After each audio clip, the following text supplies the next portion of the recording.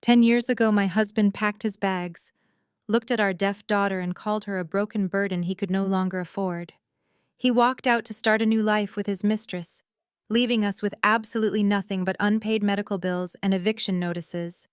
Tonight, as the auctioneer dropped his heavy brass hammer, securing a record-breaking $3.6 million for my daughter's masterpiece, the gallery doors slammed open. There he stood with a smug lawyer and that exact same mistress who is now his wife, stepping into the spotlight to claim what he never earned. Little did he know he was walking straight into a financial death trap that would cost him his freedom and leave him begging for mercy. My name is Audrey.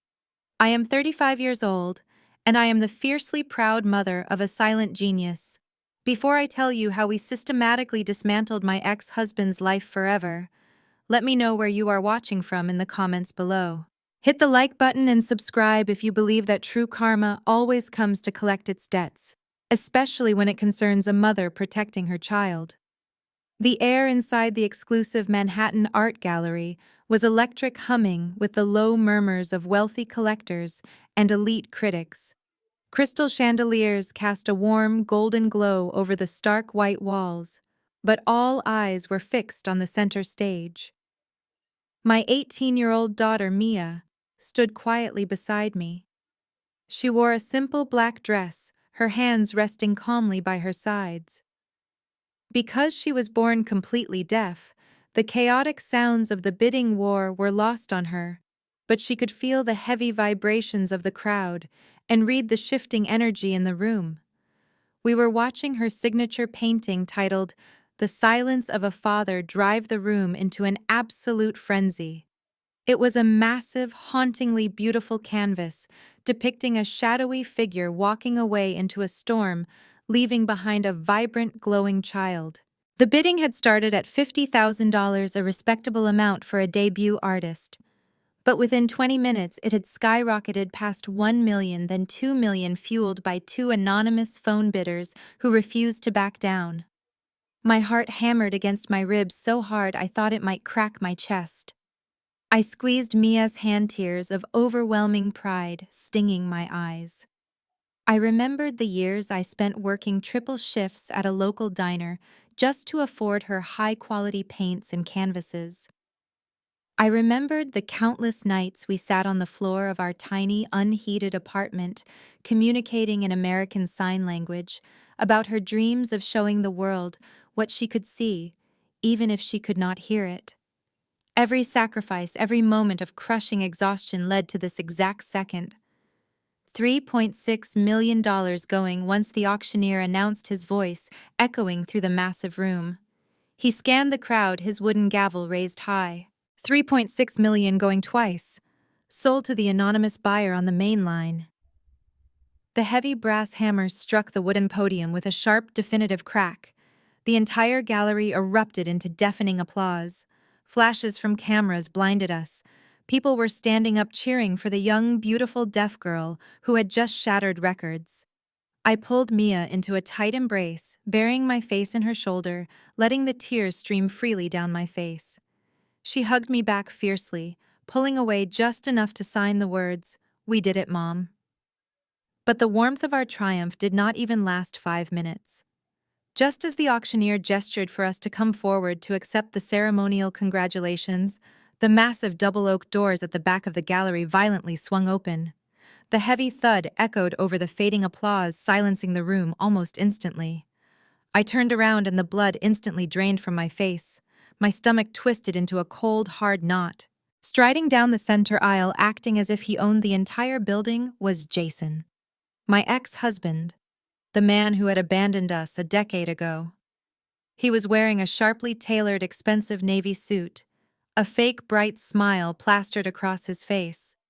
Clinging tightly to his arm was Brittany, the woman he had left me for, dripping in flashy diamond jewelry and wearing a smug, triumphant grin.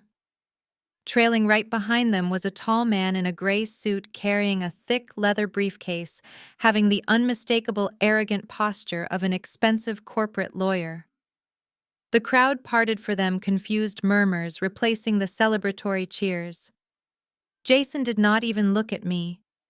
He walked straight past me, bumping my shoulder hard enough to make me stumble. He stepped right up to the podium, aggressively snatching the microphone directly from the stunned auctioneer's hand. Thank you. Thank you, everyone, for coming out tonight to support my little girl. Jason, announced, his voice booming through the speakers, dripping with a sickeningly sweet, fake warmth. I am Jason Mia's father. You cannot imagine how incredibly proud I am to see my daughter's talent recognized on this magnificent scale. Ever since I bought her her very first set of paintbrushes, I knew she was destined for absolute greatness. Gasps rippled through the front row. I stood frozen in pure shock at the sheer audacity of his lies. He had never bought her a single brush. He had called her art a ridiculous waste of money. Jason wrapped his free arm around Brittany, pulling her close to the podium. As her father and her legal guardian, I am stepping in to officially manage her estate and this newly acquired wealth. Jason continued, looking directly at the cameras flashing in the back of the room. We want to ensure that her $3.6 million is properly protected and invested for her future and not squandered away by people who do not understand financial management. He turned his head slowly, his eyes locking onto mine with a cold, predatory gleam. He smiled a terrifyingly confident smirk that told me he thought he had already won. I felt the heat rising in my chest, replacing the shock with a blinding volcanic rage. The 10 years of peace I had built for my daughter were over, and the war had just walked right through the front door. I did not think. I simply moved. The heavy fabric of my dress swept against the polished hardwood floor as I marched down the center aisle. The murmurs of the crowd faded into a dull roar in my ears. All I saw was his smug, arrogant face basking in the glow of my daughter's monumental achievement. A man who had not paid a single medical bill, who had not held her hand during her hardest days, was now trying to steal her glory. I reached the podium before his expensive lawyer could even react. Jason opened his mouth, likely to offer me some patronizing greeting for the cameras. He never got the chance. I swung my hand back and slapped him across the face with every ounce of strength I possessed. The sharp crack of my palm against his cheek echoed through the silent gallery like a gunshot. The microphone let out a high-pitched squeal as Jason stumbled backward, clutching his face in absolute shock. The red imprint of my hand immediately bloomed across his jaw. The crowd gasped in unison. A few people pulled out their phones, the flashbulbs lighting up the tense space. "Are you completely insane?" Brittany shrieked, rushing forward to grab his arm. She glared at me, her diamond earrings shaking. "You cannot just assault people because you are jealous, you crazy woman." I did not even look at her. I kept my eyes locked on Jason, who was now straightening his tie. His mask of the loving father slipping to reveal the cold, calculating narcissist underneath. "You have no right to be here," I said, my voice dangerously low, but carrying enough weight to reach the front rows. "You have no right to speak her name. You are not her father. You are just the sperm donor who abandoned her when she needed you the most." Jason quickly recovered, raising his hands in a gesture of peaceful surrender, playing straight to the audience. "Please, Audrey," he said loudly, making sure his voice carried to the reporters in the back. "There is no need for this hostility. I know you are emotional. I know you have spent years trying to keep my daughter away from me, filling her head with lies. But I am here now. I am here to protect her future." Lies. I scoffed, taking a step closer, forcing him to shrink back against the wooden podium. "You want to talk about lies in front of all these people? Let us talk about the truth. You did not care about being a father when you walked out 10 years ago without leaving a single dime for groceries. You did not care about her future when you emptied our joint bank account to fund your pathetic tech startup and take your mistress to the Bahamas. That is defamation."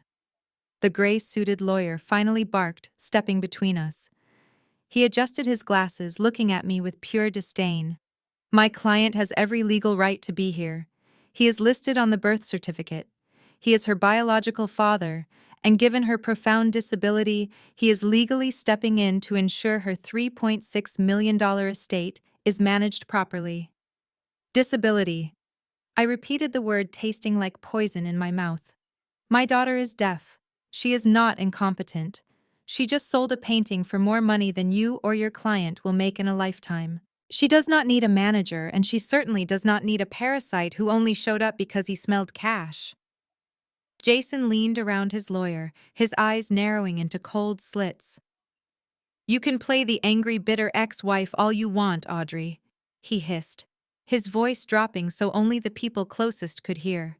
But I am not going anywhere. I have rights. She is 18 now, but she is vulnerable. The courts will see exactly what this is.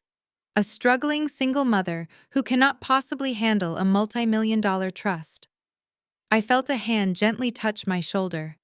I turned and saw Mia standing right behind me. Her face was completely unreadable. She did not look scared, and she did not look angry.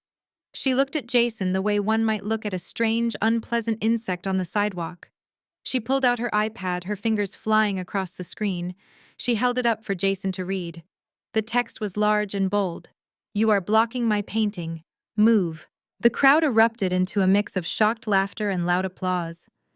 Jason's face turned a deep, furious shade of crimson.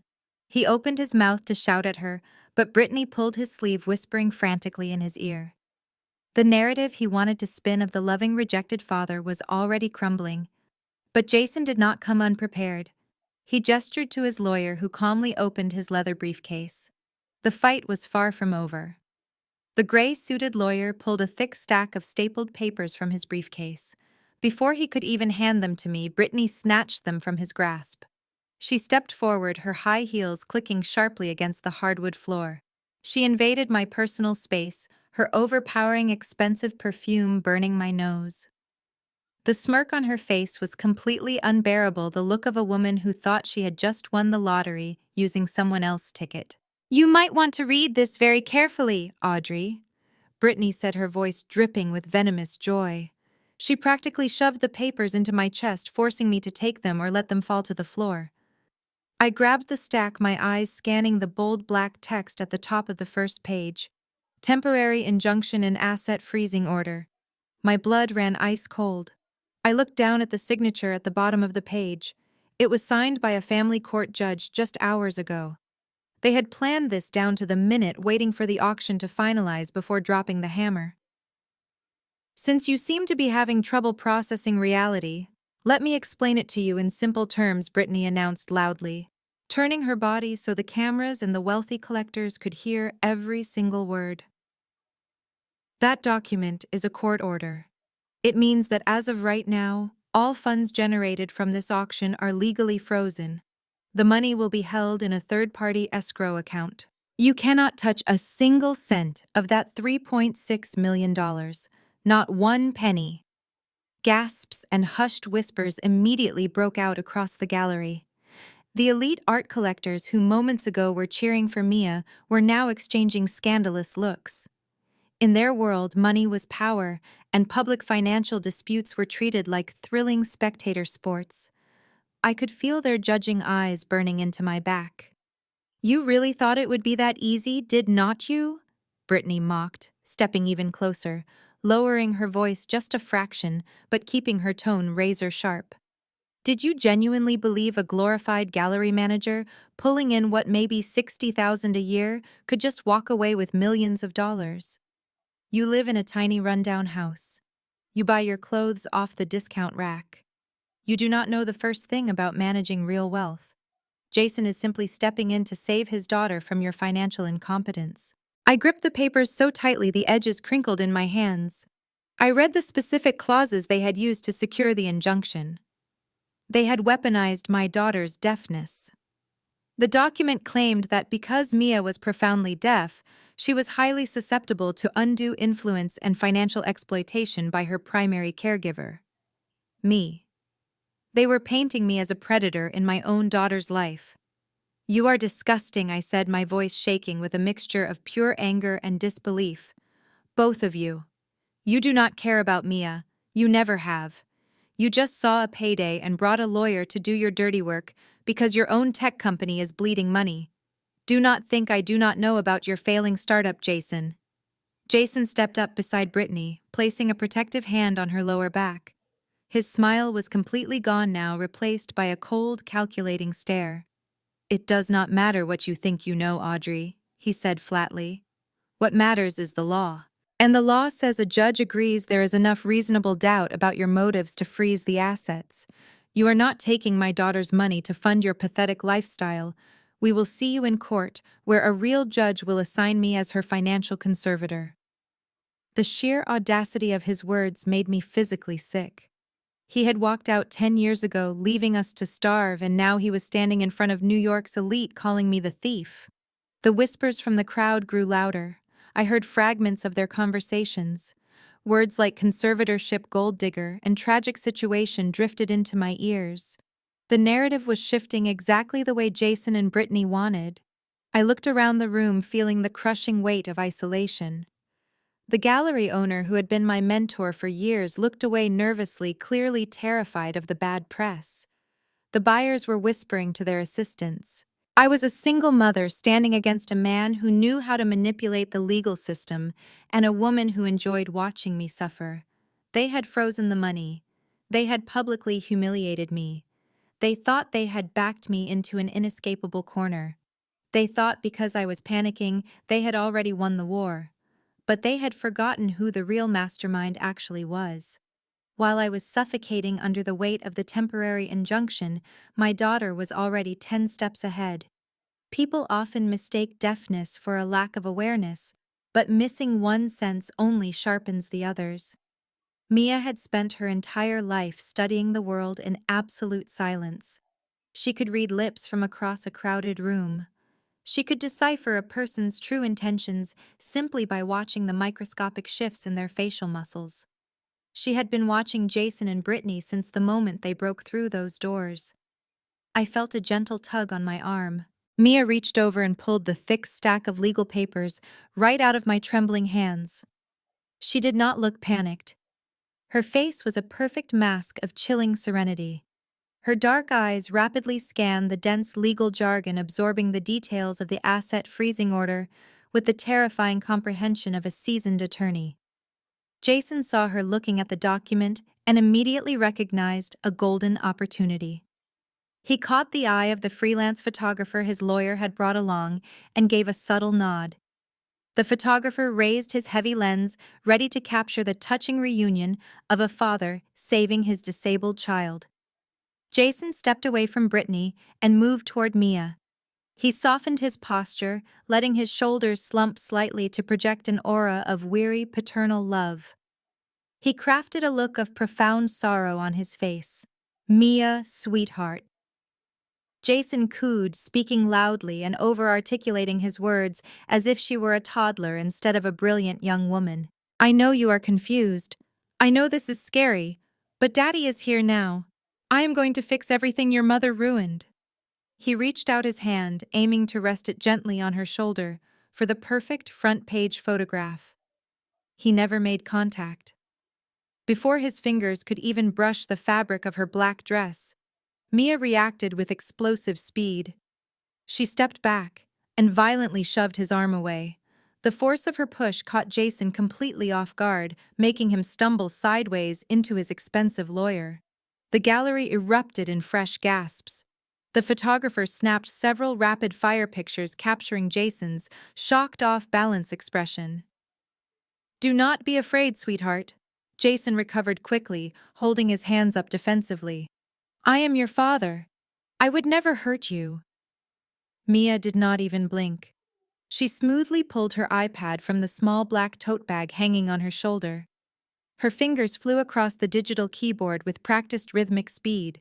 She flipped the screen around, holding it high so Jason, Brittany, the lawyer, and every single camera in the room could clearly read the bold text. "I do not know you. Do not touch me." The silence that followed was absolute. Mia held the screen steady, her eyes locked onto Jason's, with a gaze so fiercely intimidating that he actually had to look away first. But Jason was a masterful manipulator. He took a deep breath, ran a hand through his hair, and turned to the crowd with a devastated, heartbroken expression. He looked directly at the reporters. "Look at what she has done to my little girl," Jason announced, his voice cracking with perfectly simulated grief. He pointed an accusing finger directly at my chest. 10 years. For 10 years I have tried to reach out. And for 10 years this bitter woman has systematically poisoned my daughter's mind against me. "That is an absolute lie," I fired back, my voice echoing loudly. "You never called once. You never sent a single card. This is a textbook case of severe parental alienation," Jason's lawyer interrupted, stepping forward to shield his client. He addressed the crowd and the cameras with professional authority. "Audrey has exploited this young woman's disability to isolate her from her biological father. Mia's tragic hostility tonight is exactly why we secured the injunction. She has been brainwashed. She is not capable of making independent financial decisions because her primary caregiver has manipulated her entire reality." Brittany nodded vigorously, dabbing at fake tears in the corners of her eyes. "It is just so heartbreaking to watch a mother do this to her own flesh and blood." I wanted to scream. I wanted to tear them apart with my bare hands. They were twisting Mia's strength and independence into proof of my supposed abuse. They were building a narrative to steal her money and her autonomy in one brutal sweep. The gallery owner finally stepped between us, visibly sweating and desperate to end the public spectacle. "Audrey, Jason." "Please," the owner pleaded. "You need to take this outside. My clients are incredibly uncomfortable. The auction is over."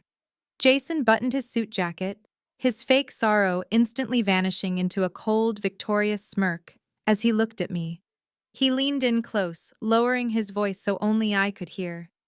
"Enjoy your empty bank account tonight, Audrey. I will be at your house first thing in the morning to check on my daughter's living conditions. Have the coffee ready." With that, Jason turned on his heel and walked out of the gallery, his lawyer and his smug wife trailing right behind him. The flashbulbs followed them out the door. I stood there shaking the frozen legal document lying on the floor at my feet. The wealthy patrons began filtering out quickly, avoiding my gaze like I had a contagious disease. I felt completely defeated. But then Mia gently grabbed my hand. I looked down at her. She was not crying. She was not scared. She simply gave my hand two firm squeezes. In our private language, that meant only one thing: let them come. I did not sleep that night. I sat at our small kitchen table watching the digital clock slowly tick toward morning. Mia was asleep in her room, entirely undisturbed by the storm brewing outside our walls. At exactly 7 in the morning, the harsh flashing red and blue lights of a police cruiser sliced through my living room curtains, casting aggressive shadows across the worn hardwood floor. The heavy, authoritative pounding on my front door rattled the cheap hinges. Jason had made good on his threat to destroy our peace. I tightened the belt of my robe, took a deep breath to steady my racing heart, and opened the door. The crisp morning air hit my face, but it was the sight on my small chipped wooden porch that truly chilled me to the bone.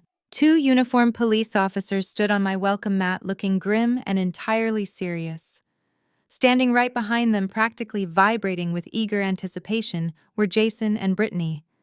Jason was dressed in a casual but clearly expensive cashmere sweater, perfectly playing the role of the deeply concerned, wealthy father.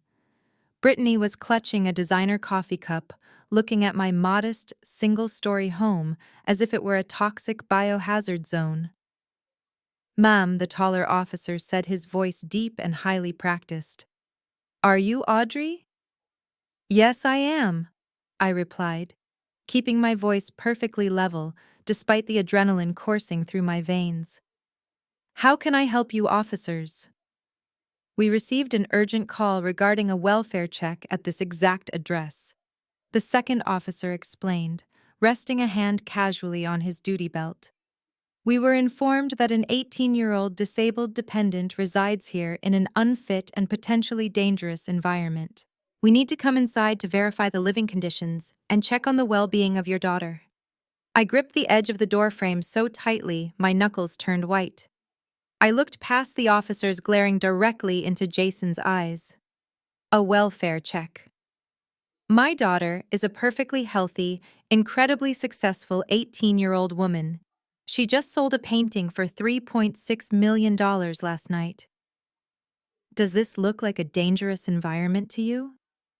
Jason stepped forward, his face etched with fake sorrow. Officers, please understand. She is profoundly deaf. She cannot hear a simple fire alarm. She cannot hear an intruder breaking through a window. And frankly, this house is practically falling apart. Look at the rotting wood on the porch. I just want to make sure my little girl is safe. As her biological father, it is my legal right and my moral duty to ensure she is not living in squalor while her mother squanders her newfound wealth. Brittany scoffed loudly, stepping up beside Jason. She looked me up and down with absolute unfiltered disgust. Let us be completely honest here, Audrey.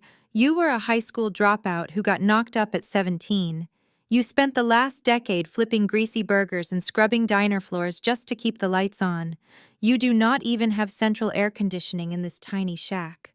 Now that Mia has real money, you are just going to hoard it and keep her trapped in this pathetic dump. You have always been lower-class trash, and Jason is simply trying to rescue his disabled daughter from your miserable life. The sheer venom in her words was a calculated, vicious attack. It was designed to break me, to make me scream and look mentally unstable in front of the police.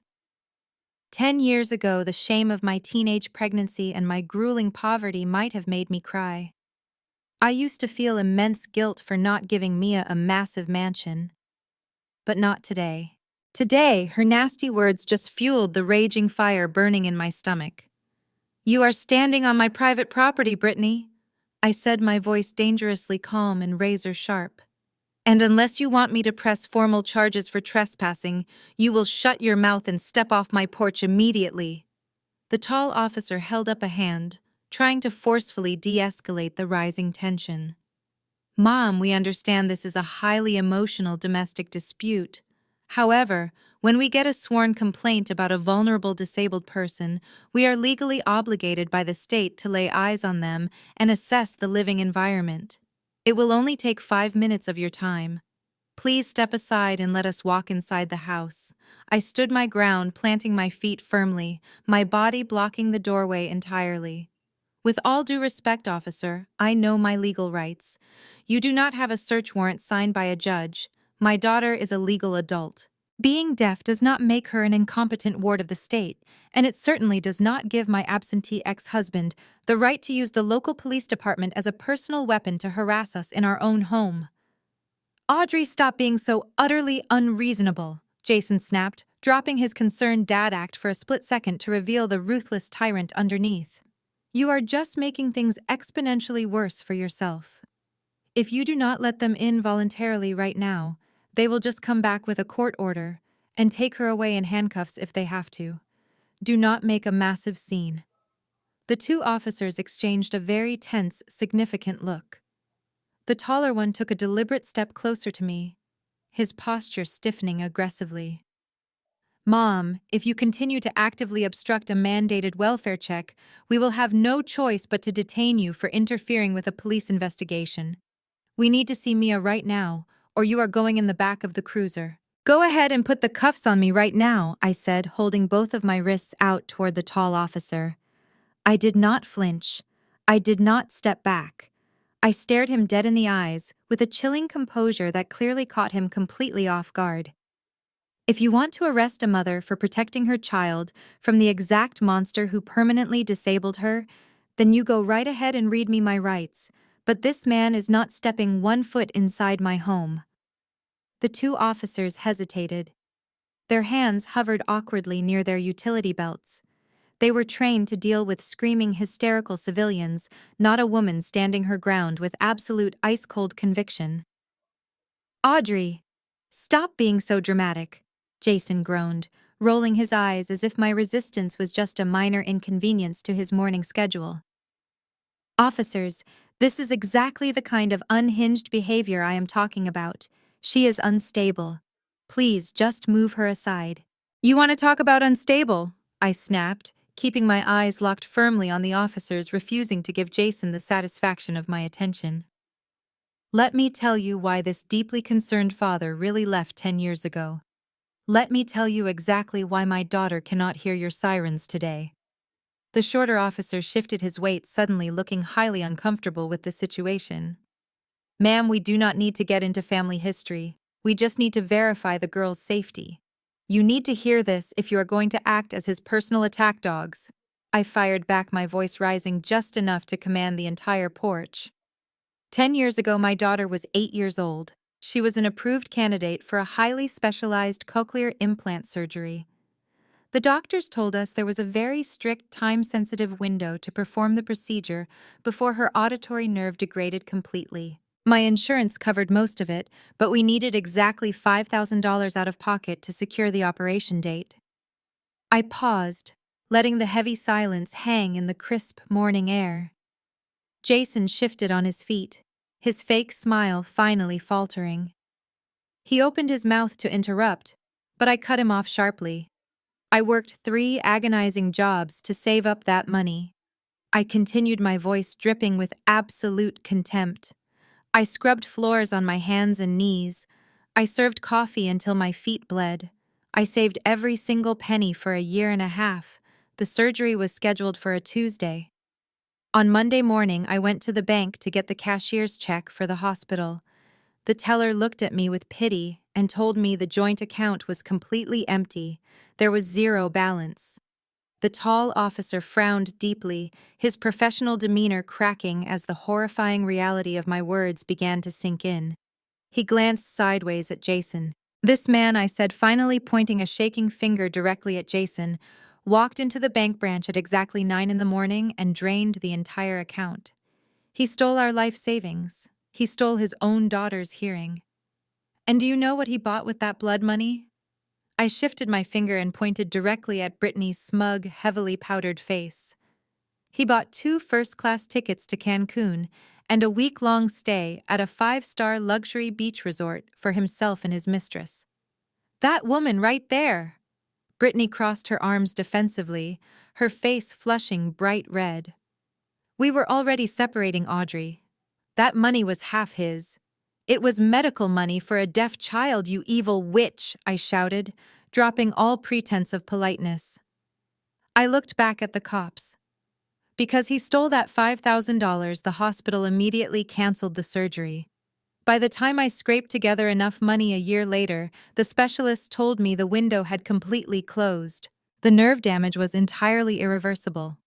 My daughter is permanently, profoundly deaf for the rest of her life because her loving father traded her ability to hear for a week of drinking margaritas on a beach. The reaction from the police officers was instant and visceral. The tall officer's jaw tightened tight enough to crack teeth. The shorter officer looked at Jason with an expression of pure, unfiltered disgust. They were fathers. They were public servants. The sheer depravity of what Jason had done made them physically recoil from him. Jason took a step back, realizing he was rapidly losing control of the narrative. That is ancient history, he stammered, his voice lacking all its previous arrogant authority. I was young. I made a financial mistake. But that does not change the law today. The tall officer exhaled a long, heavy sigh. He looked at me, all the harsh authority completely gone from his eyes, replaced by a deep, genuine sympathy. Ma'am, the officer said softly, his voice heavy with regret. I am incredibly sorry to hear that. As a father myself, what you just told me makes me absolutely sick to my stomach. If it were up to me, I would tell this guy to get off your property immediately. He paused, tapping his heavy-duty belt with absolute frustration. But my badge dictates that I follow the letter of the law. A formal complaint was officially logged through the dispatch system. By state mandate, I have to lay eyes on the girl to close out the ticket.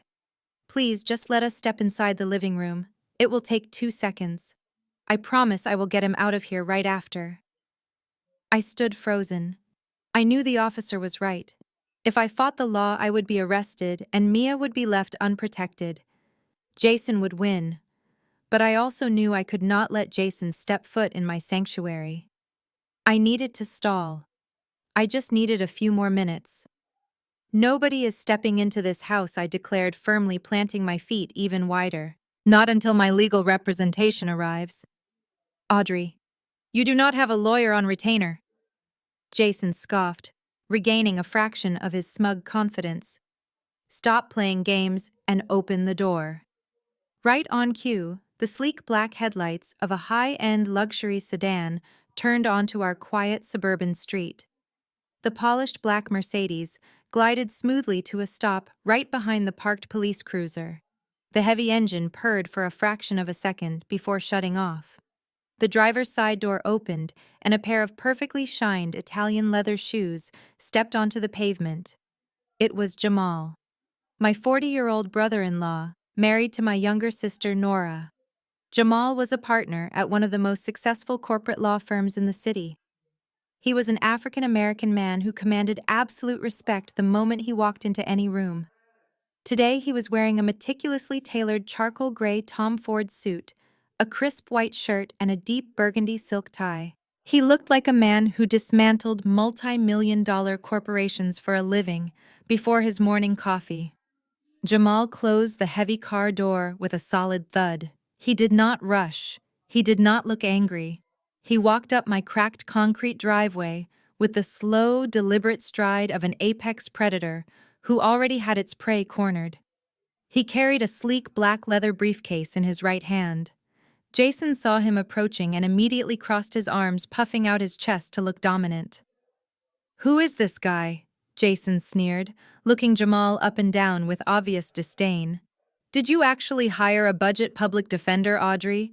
This is a private family matter, buddy. You can turn around and drive that rental car right back to the agency."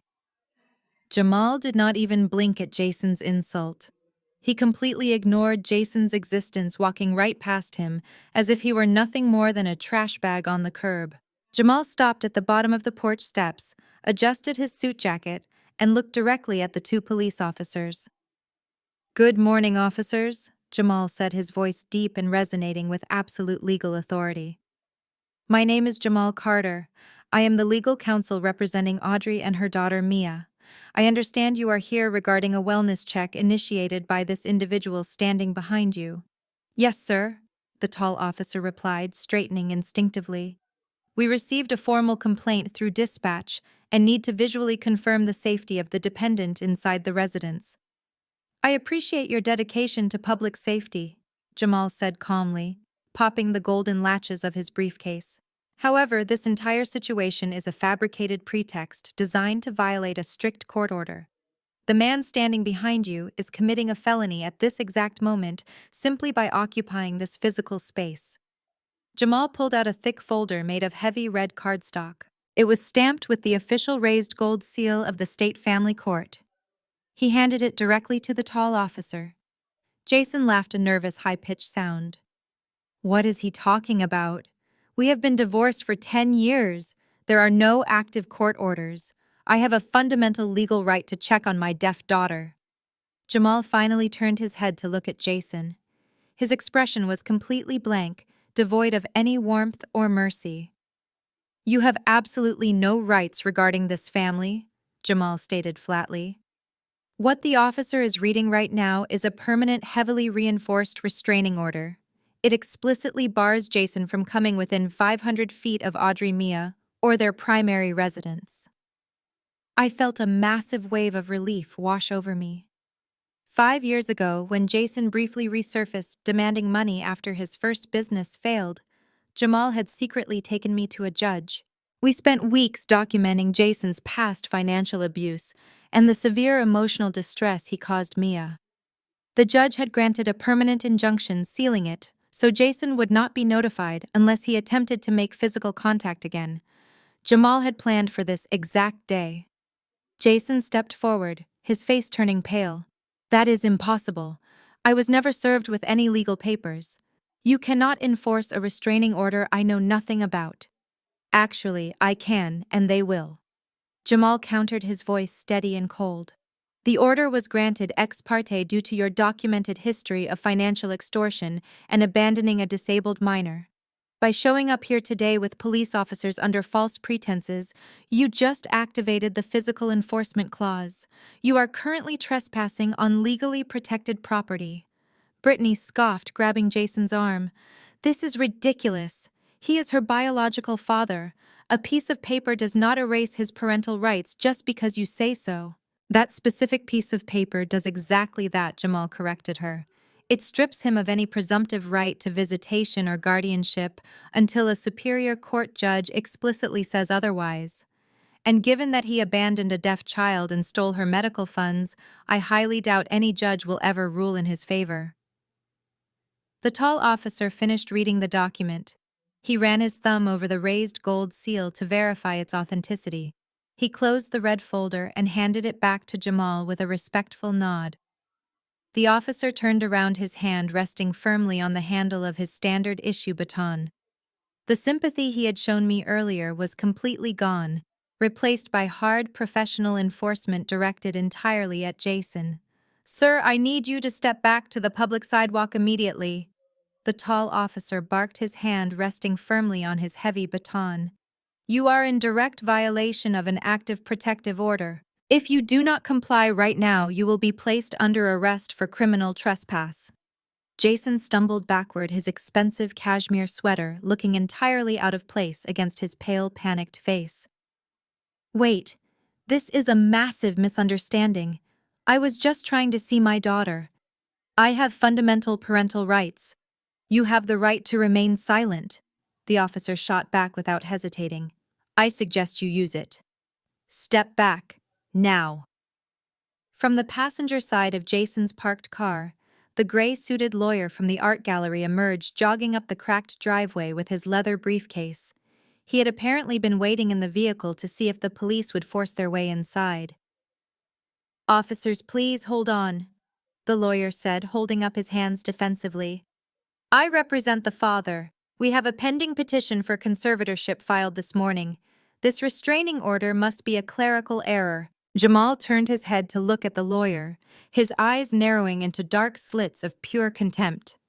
The sheer gravity of his tone cut through the morning air like a sharpened blade. "Are you acting as his official legal counsel in this jurisdiction today?" Jamal asked smoothly. "Yes, I certainly am," the lawyer replied, puffing out his chest. "Excellent," Jamal said, taking a deliberate step down the porch stairs. "Because under Penal Code Section 240, advising a client to physically approach a protected residence constitutes conspiracy to violate a protective order. Furthermore, initiating a fraudulent wellness check falls under Penal Code Section 148.5, making a false report to law enforcement." The lawyer froze instantly, his confident posture rapidly deflating. Jamal took another slow step down. "Do you really want to risk your license to practice law in New York for a client who is bankrupt and cannot even afford your hourly rate? I filed a formal complaint with the Bar Association regarding your stunt last night. If you do not remove yourself and your client from this driveway in 10 seconds, I will personally see to it that you are charged as an accessory to stalking and harassment." The lawyer swallowed hard. The color drained entirely from his face. He rapidly calculated the massive legal risk he had blindly walked into. Without another word, he turned on his heel, practically sprinting back to the car. "Jason, we are leaving!" the lawyer yelled over his shoulder. "Get in the car and do not say another word." Jason stood frozen on the sidewalk, his jaw clenched so tightly his teeth might shatter. By now, the flashing police lights and loud shouting had drawn the attention of the entire neighborhood. Doors were opening down the block.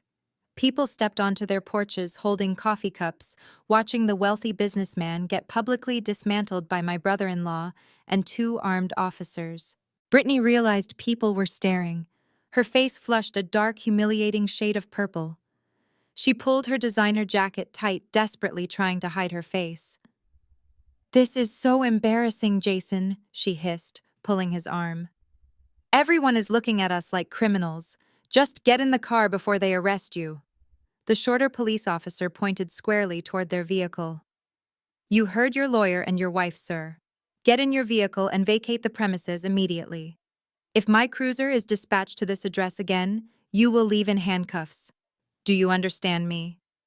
Jason looked at the officers, then up at Jamal, who stood on the porch like an impenetrable fortress of legal power. Finally, Jason locked his furious eyes on me.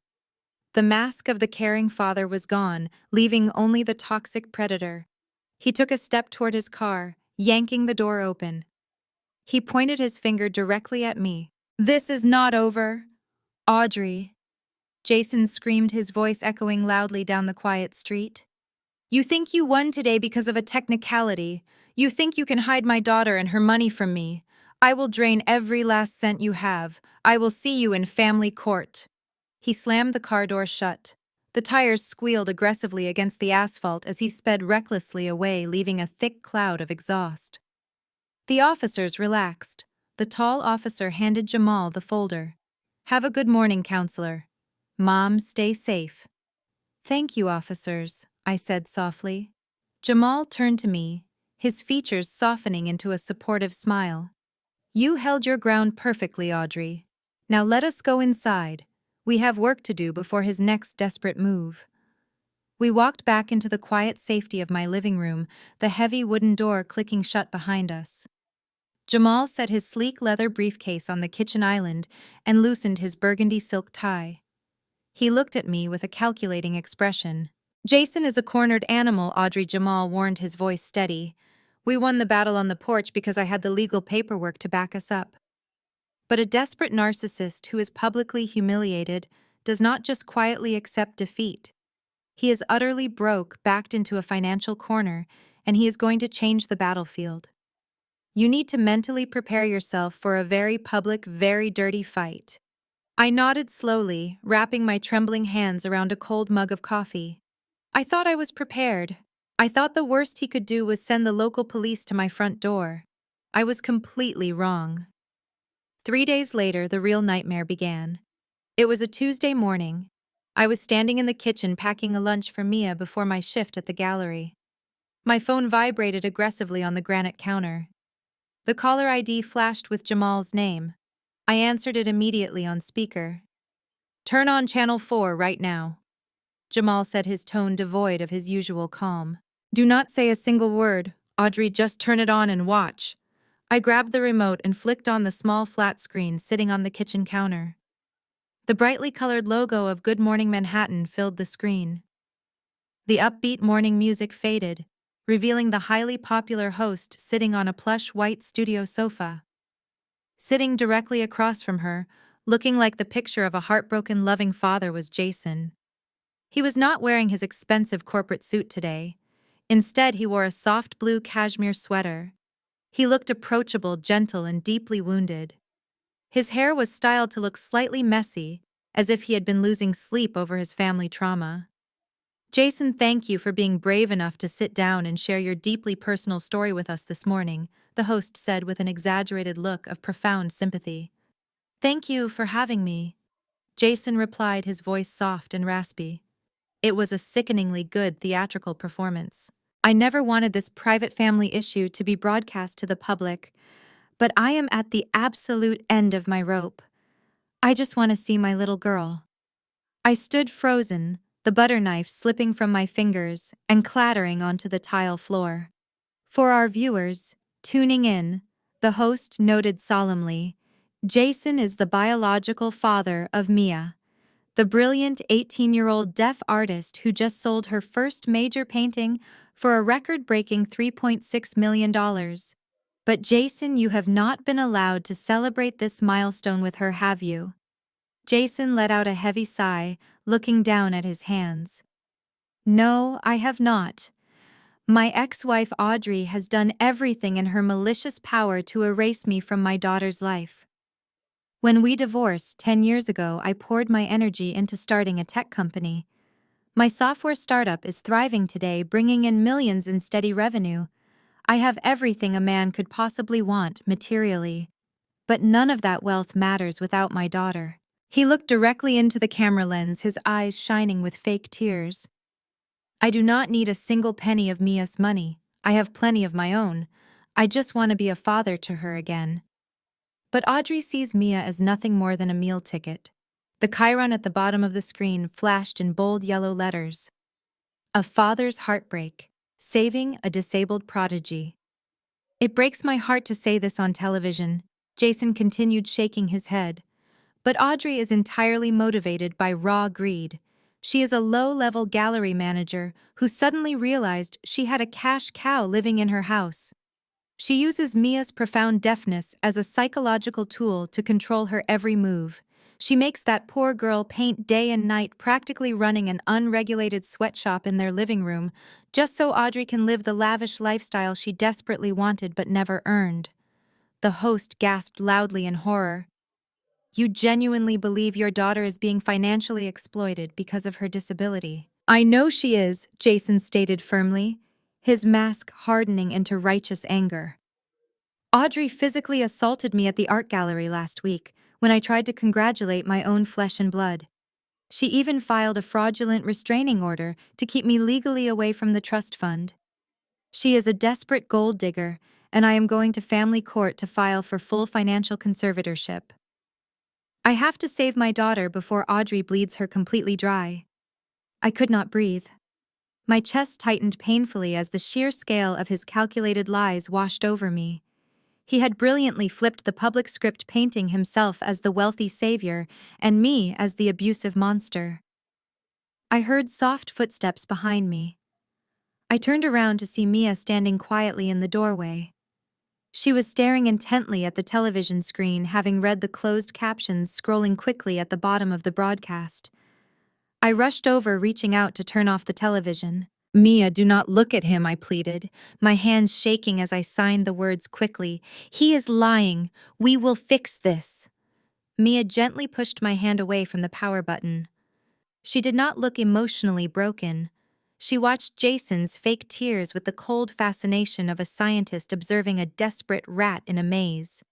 She smoothly pulled her iPad from her side, typed a quick message, and held the screen up for me to read. Let him dig his grave deeper.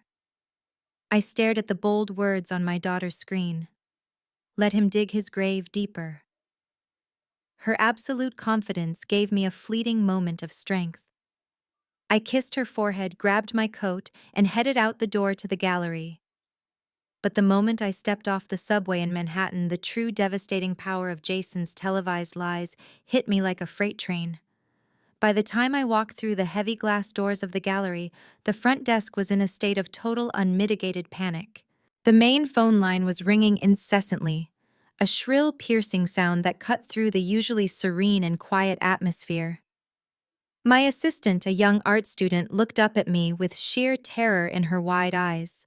She was clutching a stack of pink message slips that looked thick enough to be a novel. It is everyone, Audrey, my assistant whispered frantically, handing me the massive pile of paper with trembling fingers. They all saw the morning broadcast. The phones have not stopped ringing since the show aired. They are completely freaking out and demanding to speak with ownership. I flipped through the messages, my heart sinking all the way to the floor. These were not just casual inquiries from random people. These were our most elite high-net-worth clients, the billionaires who bought million-dollar sculptures and funded our lavish seasonal exhibitions, and every single one of them was calling to sever ties immediately. The first slip was from the estate manager of our largest buyer. He demanded we instantly remove his client's rare Impressionist collection from our upcoming weekend showcase. The second slip was from a prominent socialite who had suddenly decided to cancel her private viewing tonight. The reason across the board was entirely unanimous. The elite art world thrives on complete discretion, privacy, and pristine public images. Jason had effectively turned my name into a toxic, scandalous tabloid headline, and nobody in high society wanted their expensive art associated with a woman publicly accused of abusing a disabled prodigy for cash. Audrey, get into my office this exact second. The booming voice of the gallery owner, Mr. Wallace, echoed aggressively across the polished hardwood floor. He was a notoriously strict, profit-driven man who tolerated absolutely zero public drama. I took a deep breath, braced myself for the heavy impact, and walked into his glass-walled office. He slammed the door shut behind me so hard the window panes rattled in their frames. "Do you have any idea what is happening out there?" Mr. Wallace demanded, his face a terrifying shade of crimson. He pointed a shaking finger at his own computer screen, which was currently displaying a massive digital news article featuring Jason's fake tear-stained face. "I have lost 3 of my biggest consignments in the last hour alone. My wealthy investors are calling me directly asking why my lead manager is currently the prime villain of a national morning show." "Mr. Wallace, you know me," I pleaded, trying desperately to keep my voice steady. "I have worked loyally for you for 6 years. You know exactly how much I sacrifice for Mia. That man abandoned us a decade ago and is just trying to steal her money now that she is successful. Everything he said on that television program is a complete and utter fabrication." "It does not matter if he is lying," Audrey, Mr. Wallace shouted, pacing aggressively behind his heavy oak desk. "This is the luxury art market. Perception is our only reality. If the affluent buyers think you are a predator, then my gallery becomes complicit simply by keeping you on the payroll. I am running a multi-million-dollar business, not a charity for victims of bad divorces." He stopped pacing and looked at me with cold, ruthless finality. "I am suspending you immediately without pay. And if you do not get this completely resolved and your name cleared in the media by the end of the week, I am firing you permanently. Now pack up your desk and get out the back door before the paparazzi figure out where you work." The ground completely dropped out from beneath me.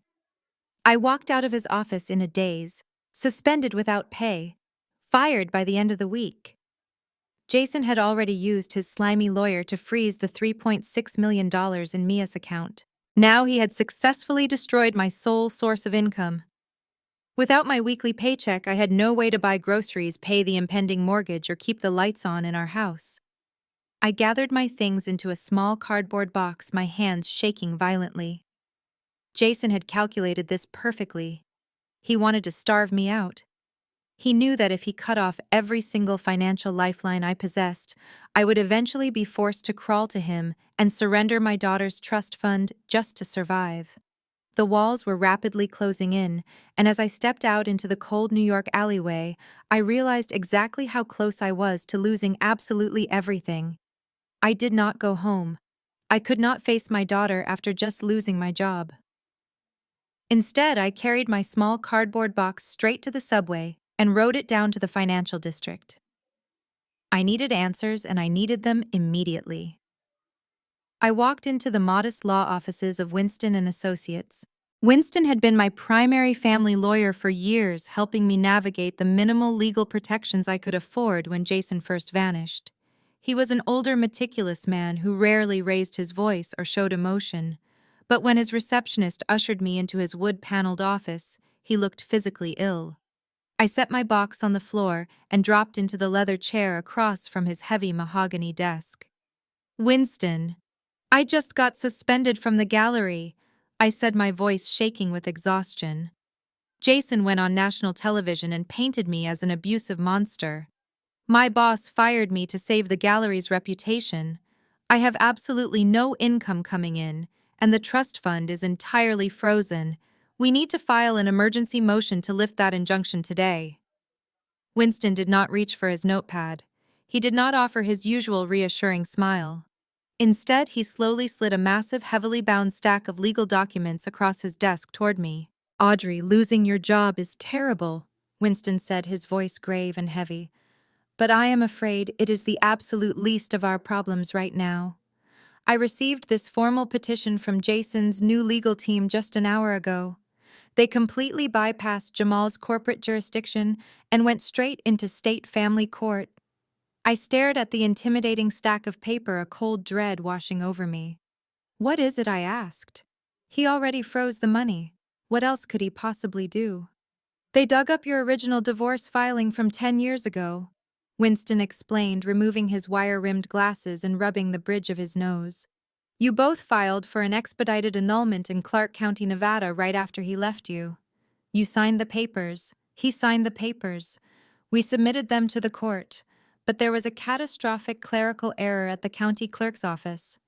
A missing notary stamp on the final decree, coupled with a presiding judge who retired the very next morning. The paperwork was placed in a suspended administrative file and never officially processed into the state registry. I blinked my exhausted brain, struggling to process his words. What exactly does that mean, Winston? It was 10 years ago. We have lived entirely separate lives. It means, Winston said, leaning forward and resting his hands flat on the desk, that in the eyes of the law, your annulment was never legally finalized. Technically, legally, you are still legally married to Jason. The room suddenly started spinning. My stomach dropped into my shoes. That is completely impossible, I gasped, gripping the armrests of my chair. He is married to Brittany. They had a massive wedding in the Hamptons. If we are still married, that makes him a bigamist. It makes his current marriage completely fraudulent. Winston nodded grimly. Yes, his marriage to Brittany is legally invalid. But Jason does not care about his marital status with Brittany right now. He is weaponizing this administrative error to completely hijack your financial autonomy. Because you are technically still his legal wife, he is aggressively claiming his marital right to 50% of all your acquired assets. And far worse, he is asserting his absolute right as a joint legal guardian over Mia and her newly acquired estate. I felt like I was suffocating. He abandoned her. I whispered, my vision blurring with panicked tears. He stole her medical money. He cannot just swoop in and claim half of everything she earned. He is petitioning the court to act as her primary financial conservator under the guise of being her legally married, deeply concerned father. Winston explained patiently. Since there is no official divorce decree stripping him of his parental or marital rights, the temporary injunction freezing the $3.6 million is going to be upheld by the family court judge. Jason does not even need to win a trial to destroy you, Audrey. He just needs to freeze the money indefinitely. His lawyers are already filing endless discovery motions that will take years to untangle. I looked at the thick pile of legal documents sitting heavily on the wooden desk. Jason had engineered a flawless, deeply malicious trap. He knew I had absolutely no paycheck anymore. He wanted to purposefully drain my non-existent legal fund until I was completely starved into agonizing submission. He wanted me to eventually hand over my daughter's entire financial future just to save my home from foreclosure. I sat in the heavy leather chair, the silence of Winston's office pressing down on my chest like a physical weight. The walls were lined with thick legal volumes that represented thousands of hours of arguments, but none of them could save me right now. I closed my eyes, and for the first time since Jason kicked down the doors of the art gallery, the adrenaline completely drained out of my body. It was replaced by a bone-deep, crushing exhaustion. I was not a high-powered corporate executive. I was not a legal mastermind. I was just a mother who had spent 10 years running on empty, trying to build a safe world for her deaf child. And now that world was collapsing around me. I buried my face in my hands, and a loud, jagged sob ripped through my throat. I did not care that Winston was watching. I cried for the job I had loved and lost in a matter of minutes. I cried for the cruel injustice of a system that allowed an abusive man to weaponize his abandonment. I cried because I knew Mia was sitting at home trusting me to protect her, and I was failing entirely. Winston handed me a box of tissues, his expression lined with genuine sympathy. Audrey, we can fight this, he said softly. I can file an emergency motion for spousal support to get you some living expenses while we litigate the annulment. We can depose him. We can subpoena his business records. And how long will that take, Winston? I asked, wiping my face with a trembling hand. 6 months? A year? 3 years? You just said it yourself. He wants to drag this out. He wants to bleed me dry. I do not have a salary anymore. I cannot afford to pay your hourly rate for the next 3 years to fight a tech CEO in family court. I cannot afford my mortgage next month. He is not a billionaire, Winston corrected gently. He just plays one on television. It does not matter what he actually is. I sobbed, shaking my head frantically. It matters what he can do to us. He is going to drag Mia's name through the mud every single day. He is going to subpoena her medical records. He is going to force her to sit in a courtroom and watch the man who stole her hearing argue that she is financially incompetent. I will not let him put my daughter on a witness stand. I will not let him turn her life into a public circus. I took a deep, shuddering breath, making the hardest decision of my entire life. Draft a settlement agreement. I told Winston, my voice dropping to a hollow whisper. Offer him $500,000. Offer him $500,000 from the trust fund tax-free right now. The only condition is that he signs a finalized divorce decree, relinquishes all parental rights, drops the conservatorship petition, and walks out of our lives forever. Winston leaned back in his chair, looking at me with deep concern. Audrey, do not do this. If you offer him $500,000, you are showing him that his extortion tactics work. He is a predator. If he smells blood in the water, he will not take the 500,000. He will push for $1 million. He will push for everything. Just make the offer, Winston. I pleaded, fresh tears spilling over my eyelashes. Please, I just want my daughter to live in peace. If $500,000 is the ransom price for our freedom, I will gladly pay it. Just make him go away. Before Winston could argue any further, my phone buzzed violently inside my purse. I pulled it out, my screen lighting up with a new text message from an unsaved number. I opened it and my stomach violently lurched. It was a picture from Brittany. She was standing in the bright sunlight of a luxury car dealership, leaning casually against the hood of a brand new cherry red Porsche. She was wearing designer sunglasses and holding up the keys, a massive triumphant grin plastered across her face. Beneath the picture was a text message that made my blood boil and my heart shatter all at once. Shopping for my new daily driver, the message read. Jason says we can afford the upgrade since our finances are about to get a massive boost. Hope you are enjoying the unemployment line, Audrey. Do not worry, we will make sure Mia is taken care of when she comes to live with us. I dropped the phone onto Winston's desk as if it had burned my hand. The image of the red Porsche stared up at me, a glaring metallic symbol of their absolute victory. They were already spending Mia's money in their heads. They were openly mocking my ruin. I slumped back in the leather chair, feeling utterly, completely defeated. The fight was gone. The fire in my chest had been smothered by a blanket of legal paperwork and sheer financial terror. I stared blankly at the ceiling, waiting for Winston to type up the surrender documents, knowing I had just lost the most important war of my life. The rhythmic clacking of Winston's computer keyboard sounded like a countdown to my absolute financial ruin. He was rapidly typing the settlement agreement, legally surrendering $500,000 of my daughter's money to a monster just to buy our freedom. I kept my eyes fixed blindly on the ceiling, paralyzed by the sheer crushing weight of my failure as a mother. Just as Winston reached for his mouse to print the official surrender document, the heavy oak door of the office violently swung open. I jumped in my seat. Jamal stepped into the room, his expression darker than a thunderstorm, and right behind him was Mia. I had explicitly left Mia at home to keep her safe from this legal nightmare. Seeing her standing in a Stark law office, clutching her iPad and glaring at the printed legal documents scattered across Winston's desk, broke my heart all over again. "What are you doing here?" I asked quickly, wiping the humiliating tears from my face. "Jamal, you should not have brought her into this environment. We are finalizing a settlement to make him go away. Winston is printing the offer right now. We are giving Jason $500,000 so he leaves us alone." Jamal did not say a single word to me.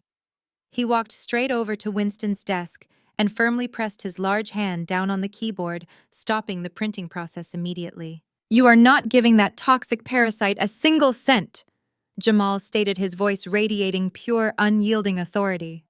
Winston adjusted his glasses, looking highly defensive. "Jamal, she is technically still married to him due to a clerical error in Nevada. He has a legitimate claim to freeze the trust. If we fight this blindly in court, He will bleed Audrey dry and put Mia on the witness stand. Mia walked slowly over to the desk, her face entirely devoid of fear. She looked at the drafted settlement displayed on the glowing computer monitor.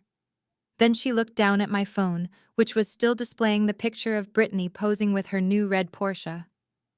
Mia's jaw tightened visibly. Her dark eyes hardened into something entirely unrecognizable. It was not the look of a frightened teenager. It was the look of a seasoned general evaluating a battlefield. Without any warning, she raised both of her hands and brought them down incredibly hard against Winston's solid mahogany desk. The explosive smack echoed aggressively through the quiet room, making both Winston and me flinch backward. Mia had our absolute undivided attention. She stepped back, squared her shoulders, and began signing in American Sign Language with rapid, aggressive precision. Her movements were sharp and commanded total silence from every adult in the room. Jamal stood beside her, watching her hands closely. When she finally paused, Jamal looked directly at me and translated her words with chilling calmness. She says she would rather burn the money to ash than give Jason a single dime to fund his pathetic life. Sweetheart, you do not understand the cruelty of the legal system, I pleaded, standing up and desperately reaching for her hand. He found a massive legal loophole. If we do not pay him off today, he will drag you into a highly publicized courtroom. He will force you to undergo grueling psychological evaluations just to prove you can handle your own money. I cannot let him put you through that public trauma. I will not let him treat you like you are broken. Mia gently pushed my hand away. She shook her head and began signing again intensely. Jamal translated immediately, his own lips curving into a slow, highly dangerous smile. She says she is not broken, and she is certainly not hiding from a coward. While you were at the gallery today, Mia and I had a very long conversation about corporate structure. I did some quiet digging into Jason's so-called thriving tech startup. Audrey the man is drowning in $8 million of toxic corporate debt. His company is a completely hollow shell on the verge of total bankruptcy. He is desperate for Mia's money because his angry creditors are literally knocking on his door. I stared at Jamal, the confusing pieces suddenly falling perfectly into place. The fake tears on morning television, the aggressive ambush at the elite art gallery. It was not just pure greed. It was absolute frantic desperation. Mia tapped the wooden desk again to completely regain my attention. She locked her intense eyes with mine and delivered her final decisive sequence of signs. Jamal translated his deep voice, dropping an octave, ringing with lethal finality. She says he wants to play businessman. Let him play. Uncle Jamal set up the LLC. We are not paying a ransom, we are building a trap. Exactly 72 hours after that defining moment in Winston's office, the trap was officially set. We moved the battlefield from the dusty family law clinic to Jamal's territory. His corporate law firm occupied the top 3 floors of a sleek glass skyscraper in downtown Manhattan. The conference room was a massive, intimidating space featuring floor-to-ceiling windows that offered a dizzying view of the city skyline. A long, polished mahogany table dominated the center of the room. I was nowhere near the building. That was the first phase of Mia's brilliant psychological strategy. My deliberate absence was designed to give Jason the intoxicating, dangerous illusion of total victory. At exactly 2 in the afternoon, the heavy glass doors swung open. Jason strolled into the conference room, looking like a man who had just conquered the entire world. He was wearing a sharp, custom-tailored gray suit, a silk tie, and an expression of pure, unfiltered arrogance. Brittany walked right beside him, clutching a designer handbag, and wearing a triumphant smirk that made my stomach churn just thinking about it. Trailing close behind them was the exact same gray-suited lawyer from the art gallery, carrying his signature leather briefcase. Jason stopped at the edge of the table. He looked at Jamal, who was sitting perfectly straight in a high-backed leather chair, dressed in a flawless navy suit. Then Jason looked at Mia, who was sitting quietly next to her uncle, her iPad resting flat on the polished wood in front of her. Jason's eyes quickly scanned the rest of the massive room, searching the corners. When he finally realized I was not hiding anywhere, his chest puffed out visibly. "Where is Audrey?" Jason asked, pulling out a chair and sitting down with exaggerated swagger. Do not tell me she finally cracked under the pressure. I heard through the grapevine that the gallery suspended her without pay. It is a real shame she had to learn the hard way that you cannot fight a legitimate father in family court and expect to win. But I suppose it is better she stayed home today. This is a high-level business meeting, and she never had the stomach for real corporate negotiations anyway. Brittany let out a sharp, mocking laugh as she took the seat next to him. She probably could not afford the subway fare down here, Brittany sneered, tossing her perfectly styled hair over her shoulder. Or maybe she is too busy packing up her house before the bank forecloses on it. Either way, it is a massive relief not to have her hysterical energy ruining the vibe of this extremely important meeting. Jamal did not react to their vicious taunts. He did not defend my honor or raise his voice. He simply opened a sleek black leather folder in front of him and folded his hands neatly over it.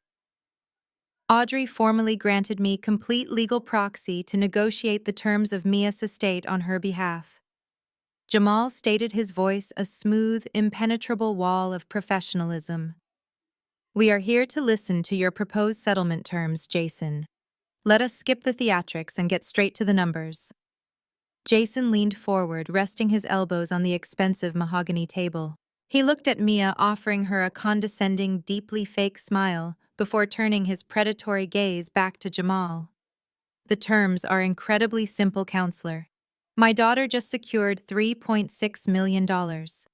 As her biological father and her soon-to-be legal financial conservator, I am demanding an immediate transfer of 50% of that total sum into an account under my exclusive control. That is $1.8 million transferred by the end of the business day. And that is just the beginning. Jason's lawyer chimed in, opening his briefcase and pulling out a stack of heavily highlighted documents.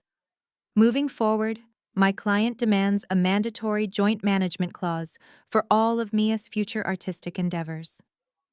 Every gallery showing every private commission, every single piece of artwork she sells must be approved by Jason, and he will collect a standard 20% management fee off the top of every single transaction. It is only fair, Jason added smoothly, leaning back and crossing his arms in a display of supreme confidence. Audrey completely failed to monetize Mia's talent properly for a decade. I have the business acumen to turn her into a global brand. With my connections in the tech and venture capital worlds, I can double her net worth in 2 years. I am doing this for her own good. She needs a strong, experienced hand guiding her career. Throughout this entire sickening speech, Mia did not flinch. She sat perfectly still, her dark eyes locked onto Jason's face, reading his lips with surgical precision. She watched the greedy twitch of his jaw and the arrogant gleam in his eyes. She was analyzing every single weakness he was exposing. Jamal nodded slowly, absorbing the outrageous demands without a single hint of outrage. 50% of the current assets and a 20% perpetual management fee, Jamal repeated, making a brief note on his legal pad. You are certainly asking for a massive slice of the pie, Jason. But before we can even consider signing over that level of financial control, we need to address a fundamental issue regarding your basic comprehension of this arrangement. Jason let out a short, dismissive laugh, waving his hand as if Jamal had just told a bad joke. My comprehension, Jason repeated, shaking his head in mock amusement. I run a tech firm, Jamal. I think I can handle whatever boilerplate legal jargon you have cooked up in that folder of yours. Just show me where to sign so we can get this over with.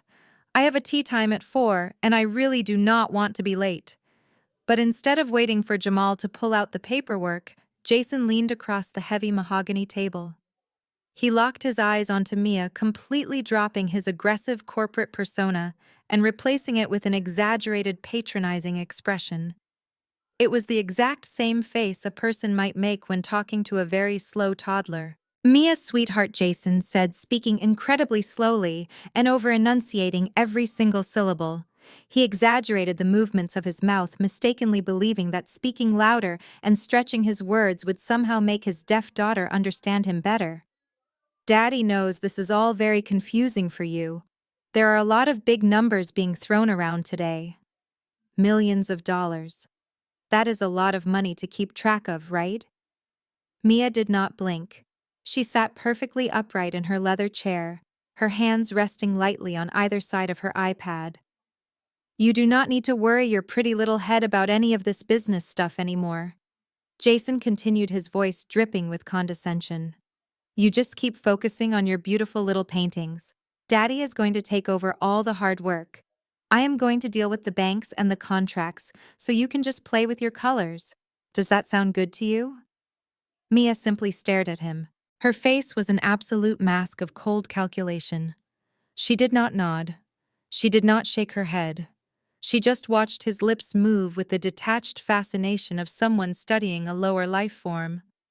Her fingers began to tap rhythmically against the glass screen of her tablet.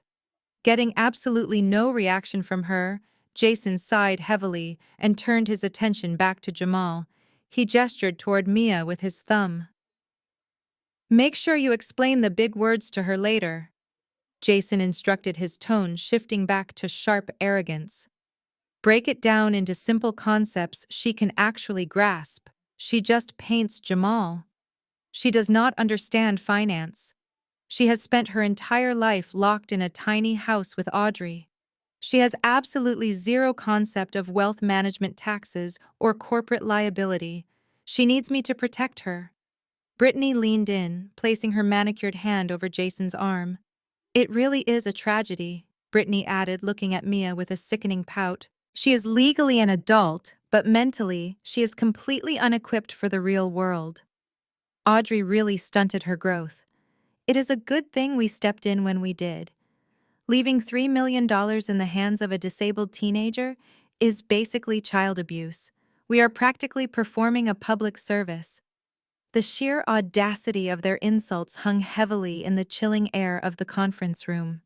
They were sitting right across from a certified prodigy, an 18-year-old girl who possessed more raw intellect and strategic vision than both of them combined, and they were openly treating her like an incompetent child. They honestly believed that because Mia could not hear their voices, she was entirely powerless. They had absolutely no idea that the silent girl sitting across from them was the sole architect of their impending destruction. Mia did not show a single ounce of anger. She simply lowered her gaze back to her iPad and continued typing. Every keystroke was deliberate and precise. She was finalizing the digital transfer protocols for the LLC, expertly maneuvering the financial chess pieces into their final lethal positions.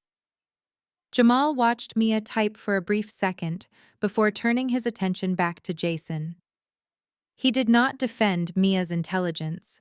Correcting Jason would only ruin the element of surprise. The greatest weapon they possessed right now was Jason's blinding, arrogant underestimation of the daughter he had abandoned.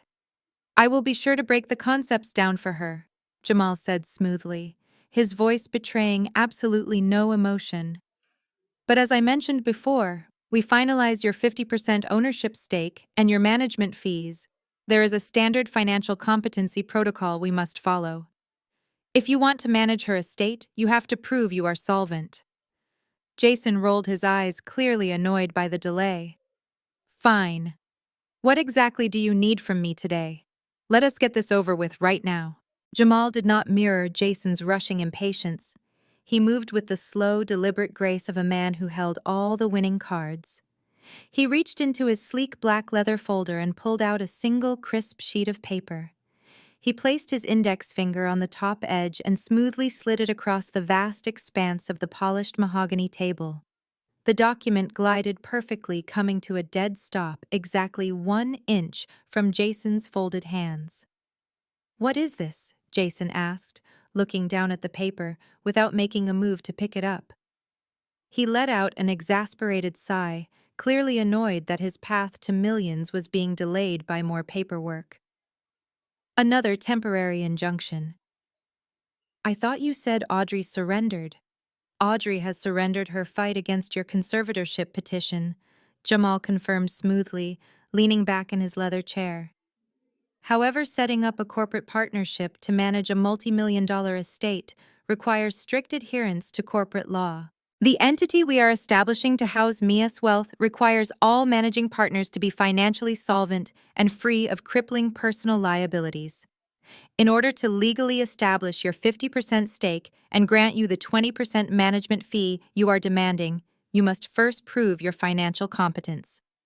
Jason's lawyer leaned forward, adjusting his glasses as he finally picked up the document. He scanned the text, his brow furrowing in deep concentration. To act as a fiduciary for your daughter, Jamal continued, his voice echoing cleanly in the massive room, you cannot hold any outstanding debts owed directly to her primary caregiver. A judge will not grant you conservatorship or approve this LLC partnership if there is an active financial dispute between the two parents. That document is a legally audited statement of arrears. Jason snatched the paper from his lawyer's hands, his eyes darting to the bold number printed at the very bottom of the page. It outlines 10 years of unpaid child support, Jamal explained calmly. We calculated the standard state mandated monthly minimums for a decade, adjusted it for annual inflation, added the statutory interest for delinquent payments, and included a highly specific reimbursement clause for the $5,000 you unlawfully withdrew from the joint medical account 10 years ago. The total outstanding debt comes to exactly $250,000. Brittany let out a sharp gasp, practically jumping out of her chair. $250,000. Are you out of your mind? You expect us to pay $250,000 for a kid you have been hiding from us for 10 years? Jason, this is a blatant extortion attempt. They are just trying to squeeze you for cash before you take control of the real money. Jason stared at the number, his jaw clenching tightly. He looked at his lawyer. Can they actually enforce this? The gray-suited lawyer sighed heavily, rubbing his temples. Legally speaking, yes. Child support arrears do not simply vanish, Jason. And Jamal is absolutely correct about the fiduciary requirements. If we go before a family court judge to finalize your conservatorship, the very first thing Audrey's legal team will do is present this exact debt. The judge will instantly freeze your application until the arrears are completely settled. If you want to bypass the court battle and finalize the 50% LLC partnership today, clearing this debt is a mandatory prerequisite. You have to prove you are a solvent partner. For a moment, the room was completely silent. I knew from Jamal's later account that Jason looked genuinely trapped. He was secretly drowning in $8 million of toxic corporate debt. He did not actually have $250,000 lying around in his checking account, but his ego, coupled with the blinding promise of walking away with $1.8 million by the end of the day, completely overrode his common sense. Jason looked at Mia, who was still staring at him with that chilling, unblinking calculation. Then he looked at Jamal. A slow, deeply arrogant smirk spread across his face. He actually threw his head back and laughed loudly, the sound echoing off the floor-to-ceiling windows. I see what this is. Jason chuckled, reaching into the inner pocket of his tailored suit jacket. This is Audrey's last pathetic grasp for relevance. She knows she lost the war, so she sent you here to beg for a massive parting gift. She wants $250,000 as a consolation prize because I am about to take over the real fortune. Jason pulled out his checkbook and clicked his silver pen. Writing this check secures my total dominance over Audrey. He grinned.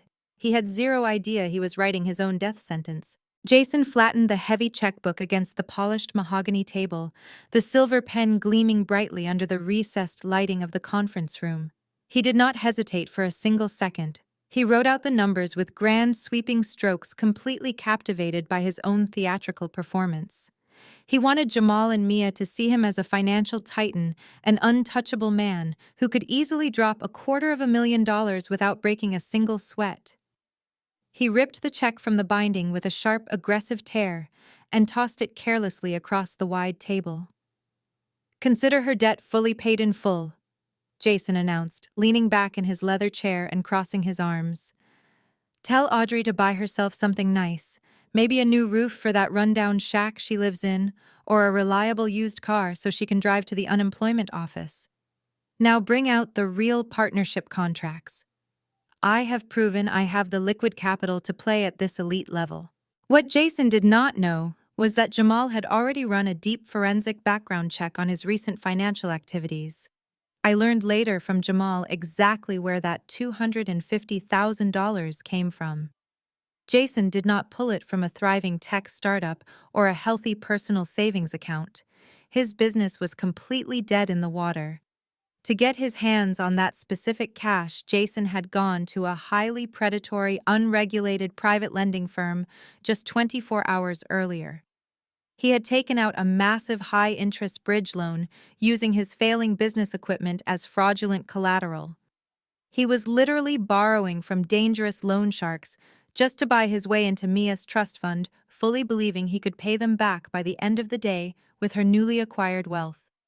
Jamal picked up the check, gently inspecting the signature and the routing numbers.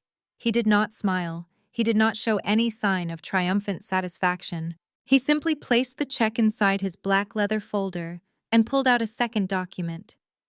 "Excellent," Jamal said smoothly, his professional tone never wavering for a moment. "However, standard corporate compliance requires one final piece of documentation before we establish the LLC partnership. I need you to sign this declaration of financial competency and solvency."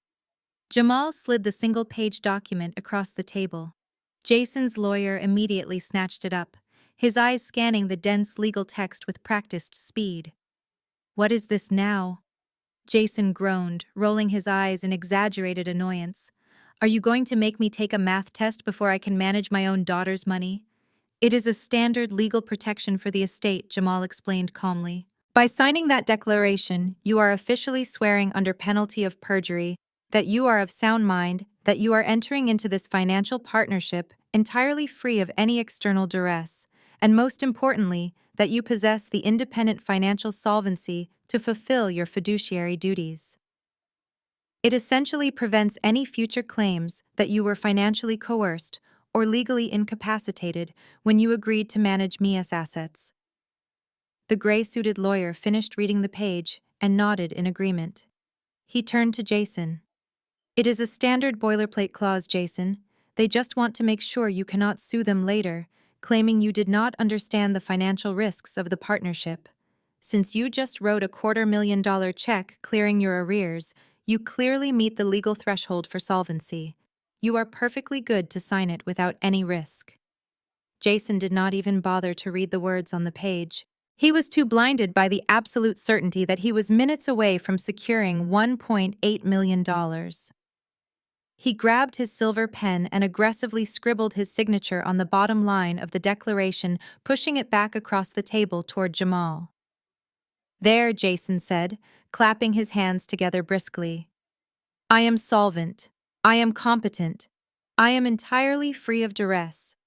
Are we finally done with the petty roadblocks, Jamal? My wife and I have a celebration dinner booked at a Michelin-star restaurant tonight, and I would really like to get this finalized before my reservations expire." Brittany beamed proudly beside him, already adjusting her designer jewelry and picturing the massive shopping spree she was going to embark on the very next morning. Jamal took the signed declaration and placed it securely next to the $250,000 check. That single signature was the most vital piece of the entire trap. By signing that specific document, Jason had legally amputated his own defense. When the walls finally closed in on him, he would never be able to stand before a federal judge and claim he was bankrupt, desperate, or legally unfit when he signed the LLC paperwork. He had just officially established himself as a competent, solvent businessman, making a fully informed corporate decision.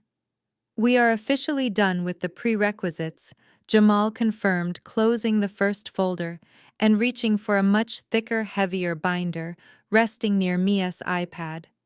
"We can now move directly to the formation and partnership agreement for Mia Art, LLC." Mia slowly stopped tapping her glass screen. She sat back in her chair, her dark eyes locking onto the heavy binder. The deadly bait had been completely swallowed. It was finally time to spring the ultimate trap. Jamal opened the thick binder resting near Mia's iPad. The heavy metal rings clicked sharply in the quiet conference room, a sound that signaled the beginning of the end for Jason. Jamal moved with the slow, deliberate grace of a man who held all the winning cards. He pulled a crisp stack of densely printed legal documents from the binder, aligning the edges perfectly against the polished mahogany table. As requested, Jamal began his voice a perfectly flat baritone that betrayed absolutely no emotion. We have entirely bypassed the messy public family court conservatorship process.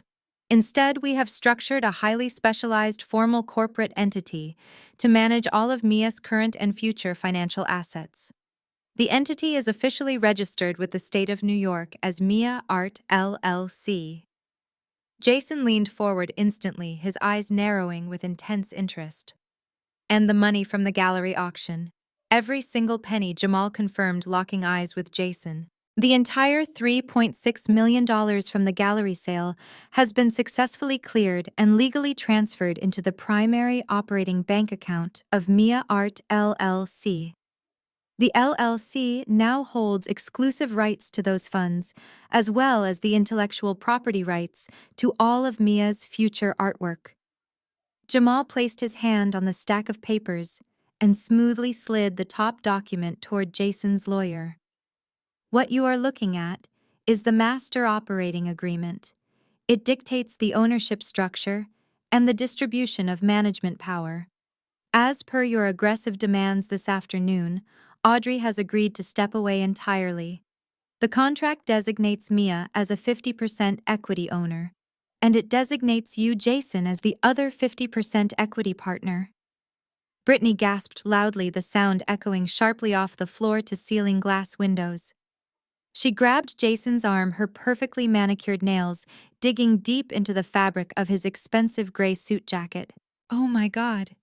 Jason, we did it," she whispered fiercely, though she made no real effort to hide her soaring excitement. "Half of the entire estate is yours. We won." Jason could not contain his smug, victorious grin.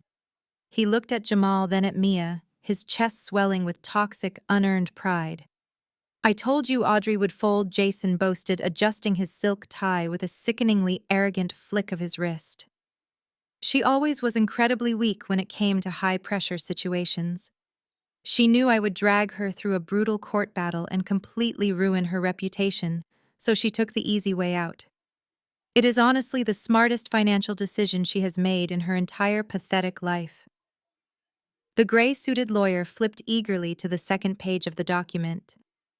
"Look right here, Jason," the lawyer said, tapping a highly official-looking bank statement attached as an exhibit.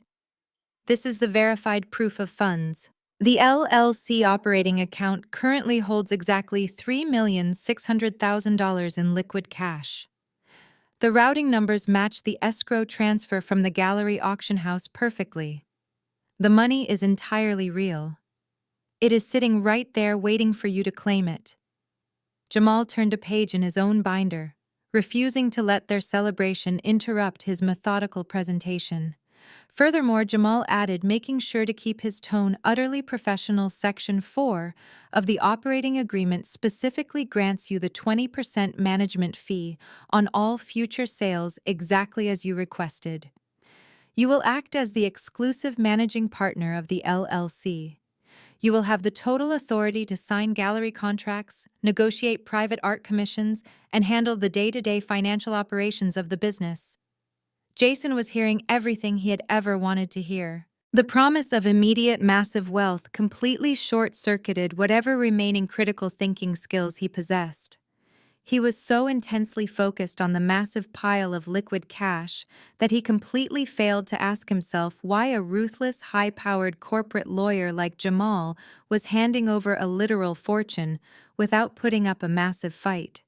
"This is absolutely perfect," Jason said, his eyes practically glowing with unfiltered, monstrous greed. "This is exactly what I deserve. I am her father. I am the only one equipped to handle this kind of massive capital. With my extensive business background, I will have this LLC generating $10 million a year in no time." Brittany leaned closer to Jason, her eyes wide with materialistic hunger. "We need to call the realtor as soon as we leave this building," she urged him. "That luxury penthouse in Tribeca is still on the market. We can use the LLC funds for a massive cash down payment since it will officially be your money now. Think of the parties we can host." Mia watched them celebrate their unearned victory. She did not display a single hint of anger, frustration, or sadness. She sat perfectly still in her heavy leather chair, her hands folded neatly in her lap, watching them gorge themselves on the poisonous bait. Her profound silence was the loudest thing in the entire room, but Jason and Brittany were far too deafened by their own raging greed to hear the massive trap snapping shut around them. Jamal picked up a heavy, gold-plated fountain pen from his desk set. He extended it across the vast expanse of the table toward Jason. "If the terms are agreeable," Jamal said smoothly, "we just need your signature on the final page of the operating agreement. Once you sign that line, you are officially the 50% owner of Mia Art LLC with all the rights, privileges, and legal liabilities that come with it." Jason did not hesitate. He reached across the table, his fingers trembling slightly with the pure thrill of impending wealth, and snatched the heavy gold pen from Jamal's hand. He was staring at the signature line, as if it were the finish line of a marathon. Jason held the heavy gold fountain pen just a fraction of an inch above the crisp white paper. The metal nib hovered over the solid black line that would legally bind him to Mia Art LLC forever. His breathing was shallow and rapid. Just as he pressed the tip of the pen down, ready to drag the dark ink across the page, a hand shot out and gripped his wrist. "Wait," his lawyer instructed sharply, his voice tight with sudden professional caution. "Do not sign anything yet. Let me review the liability parameters one last time." Jason let out an exaggerated groan, rolling his eyes, as he dropped the pen onto the mahogany table. "Are you kidding me right now?" Jason complained, throwing his hands up in sheer frustration. "We already went through the term sheets. We saw the bank statements. The money is sitting right there in the operating account. You just confirmed that the $3.6 million is fully liquid and ready to be managed. What else is there to possibly look at?" The gray-suited lawyer adjusted his glasses, flipping past the bank statements and digging deep into the dense, heavily worded center of the operating agreement. "The money is completely verified, yes." The lawyer murmured, his index finger tracing a lengthy paragraph buried on page 42. "But this specific indemnification structure is highly unusual for a standard family management company. Look at Section 8, Paragraph B right here. It outlines an aggressive piercing of the corporate veil clause." Jason leaned over, looking at the block of text with absolute disinterest. "What does that even mean in plain English?" Jason demanded, tapping his fingers impatiently against the polished wood. "It means that by accepting the role of managing partner and taking a 50% equity stake, you are voluntarily waiving your limited liability protections," the lawyer explained, his brow furrowing with genuine concern. "Usually, an LLC protects your personal assets from the debts of the company. But this specific clause explicitly states that as the majority managing partner, you are assuming unlimited personal liability for any and all debts acquired by Mia Art LLC." Jason scoffed loudly, waving his right hand to dismiss the lawyer's entirely valid warning. "So what? It is a brand new company. It was literally formed 48 hours ago. It does not have any debts. The only thing sitting in that LLC is a massive pile of cash from my daughter's painting. There are no corporate loans, no unpaid vendors, no mortgages. It is a completely clean slate with $3.6 million in liquid capital." "But you are agreeing to back the entity with your own personal assets," the lawyer cautioned, looking up at Jamal, who sat perfectly still, revealing absolutely nothing.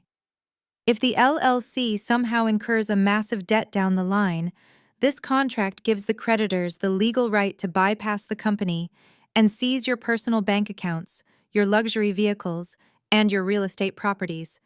You are exposing yourself to infinite financial risk."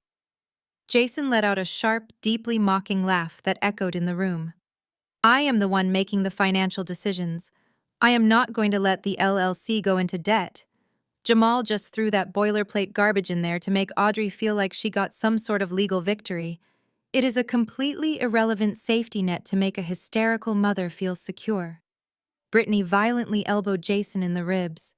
She leaned over, her face flushed with pure, unadulterated greed. Stop trying to justify your exorbitant hourly rate by inventing imaginary problems, Brittany hissed at the lawyer. There is nearly $4 million sitting right there on the table. Do you see the way that deaf girl is looking at us? If you keep stalling and arguing over stupid legal hypotheticals, they might pull the entire deal. Jason looked across the table at Mia. She was indeed holding her iPad, her thumbs hovering over the digital keyboard. Her face remained a chilling, unreadable mask. To Jason's arrogant mind, her silence was not a calculated trap. It was the hesitant, easily manipulated silence of a disabled teenager who might change her mind if the adults kept arguing. He adjusted his grip on the pen, entirely blind to the financial slaughterhouse waiting for him on the next page. Jason flipped the thick packet of paper directly to the final signature line. He did not read a single word of the complex indemnification clause his lawyer had just warned him about. He just saw the blank space that stood between him and $3.6 million. With a grand, sweeping motion that bespoke pure arrogance, he dragged the heavy gold fountain pen across the page. The dark black ink soaked into the crisp white paper, legally sealing his fate with an aggressive flourish. He pushed the master operating agreement back across the polished mahogany table toward Jamal, tossing the expensive pen down beside it. "It is done," Jason declared, leaning back in his leather chair and letting out a massive breath of relief. "I am officially the managing partner." Brittany let out a high-pitched squeal of delight. She reached down into her oversized designer tote bag and pulled out a chilled bottle of premium vintage champagne. They had actually brought their own alcohol to a corporate law firm to celebrate their impending robbery. She quickly untwisted the wire cage and pushed her thumbs against the cork. With a loud, echoing pop that bounced off the glass walls of the conference room, the cork shot up and hit the acoustic ceiling tiles. White foam spilled over the green glass neck of the bottle, splashing onto the polished mahogany wood. Brittany quickly produced 3 crystal flutes from her bag, setting them carelessly on the table and filling them to the brim with bubbling champagne. She handed one to Jason and pushed the other aggressively toward Jamal. "We should make a toast," Brittany announced loudly. "To new beginnings, massive success, and keeping wealth where it belongs." Jason raised his glass high, a sickening smile stretching across his face. "To Mia Art L.L.C." Jason toasted, looking directly at his deaf daughter with a condescending wink. "May it bring everything we ever wanted." Neither Jamal nor Mia made a single move to acknowledge the toast. Mia simply sat in her heavy leather chair, her hands folded neatly in her lap, watching the bubbles rise in the glass, sitting untouched on the table. She looked at Jason the way a scientist observes a doomed test subject. Jamal looked at the crystal flute pushed toward him with an expression of mild distaste, as if someone had just placed a dead insect on his immaculate desk. "I do not drink while I am working," Jamal said smoothly, his voice completely devoid of the celebratory warmth Jason expected. "And my work here is just beginning." Jamal picked up the signed master operating agreement. He meticulously checked Jason's signature, ensuring the dark ink was completely dry and the legal binding was absolute. He placed the document inside his black leather folder and closed it. The sharp snap of the metal clasp sounded like a heavy steel vault locking shut. "The paperwork is fully executed." Jamal confirmed his tone, dropping an octave, losing all of its previous accommodating politeness. "You are now the 50% equity owner and managing partner of Mia Art LLC. You have officially assumed all unlimited personal liability for the corporate entity." Jason took a large gulp of his champagne, wiping his mouth with the back of his hand. "Excellent. Now hand over the banking credentials so I can initiate the first wire transfer to my personal accounts. I need to get moving on some high-yield investments immediately." Jamal did not reach for any bank credentials. Instead, he reached into his tailored suit jacket pocket and pulled out a small black remote control. He aimed it at the ceiling and pressed a single button. The motorized hum of heavy machinery immediately filled the quiet conference room. A massive high-definition projector screen began to slowly unroll from a hidden compartment in the ceiling, descending right in front of the floor-to-ceiling windows and completely blocking out the bright afternoon sun. The sudden loss of natural light caused the room to plunge into a cool, stark shadow. The atmosphere in the room instantly turned freezing. The celebratory bubbles in Jason's champagne glass suddenly seemed incredibly out of place. Jason's gray-suited lawyer stiffened in his chair, his legal instincts finally screaming that something was terribly wrong. Jason lowered his glass, his arrogant smile faltering for the very first time since he walked into the building. "What is this?" Jason asked, his voice losing its confident edge. "We just signed the papers. What else is there for us to look at today?" Jamal folded his hands on the table. "We are going to look very closely at your immediate future, Jason," Jamal said softly. Jamal turned his attention to his sleek silver laptop resting beside his legal binders. He typed a quick password and hit the enter key. The high-definition projector hummed louder, throwing a bright, glaring image onto the massive screen at the front of the room. It was a scanned copy of the official auction invoice from the gallery, showing the final hammer price of $3.6 million. Next to it was a highly confidential banking wire transfer receipt. "Look closely at the origin of the funds," Jason Jamal instructed, his voice echoing in the chilled room. "You were so blinded by the total amount that you never once stopped to question who on earth would pay nearly $4 million for a debut painting from an 18-year-old artist. You just assumed your daughter was an overnight global sensation, and you were entitled to cash in on her newfound fame." Jason squinted at the screen, his arrogant posture slowly deflating. The name of the purchasing entity was listed in bold black letters as the Theodore Blackwood Irrevocable Trust. The color instantly drained from Jason's face.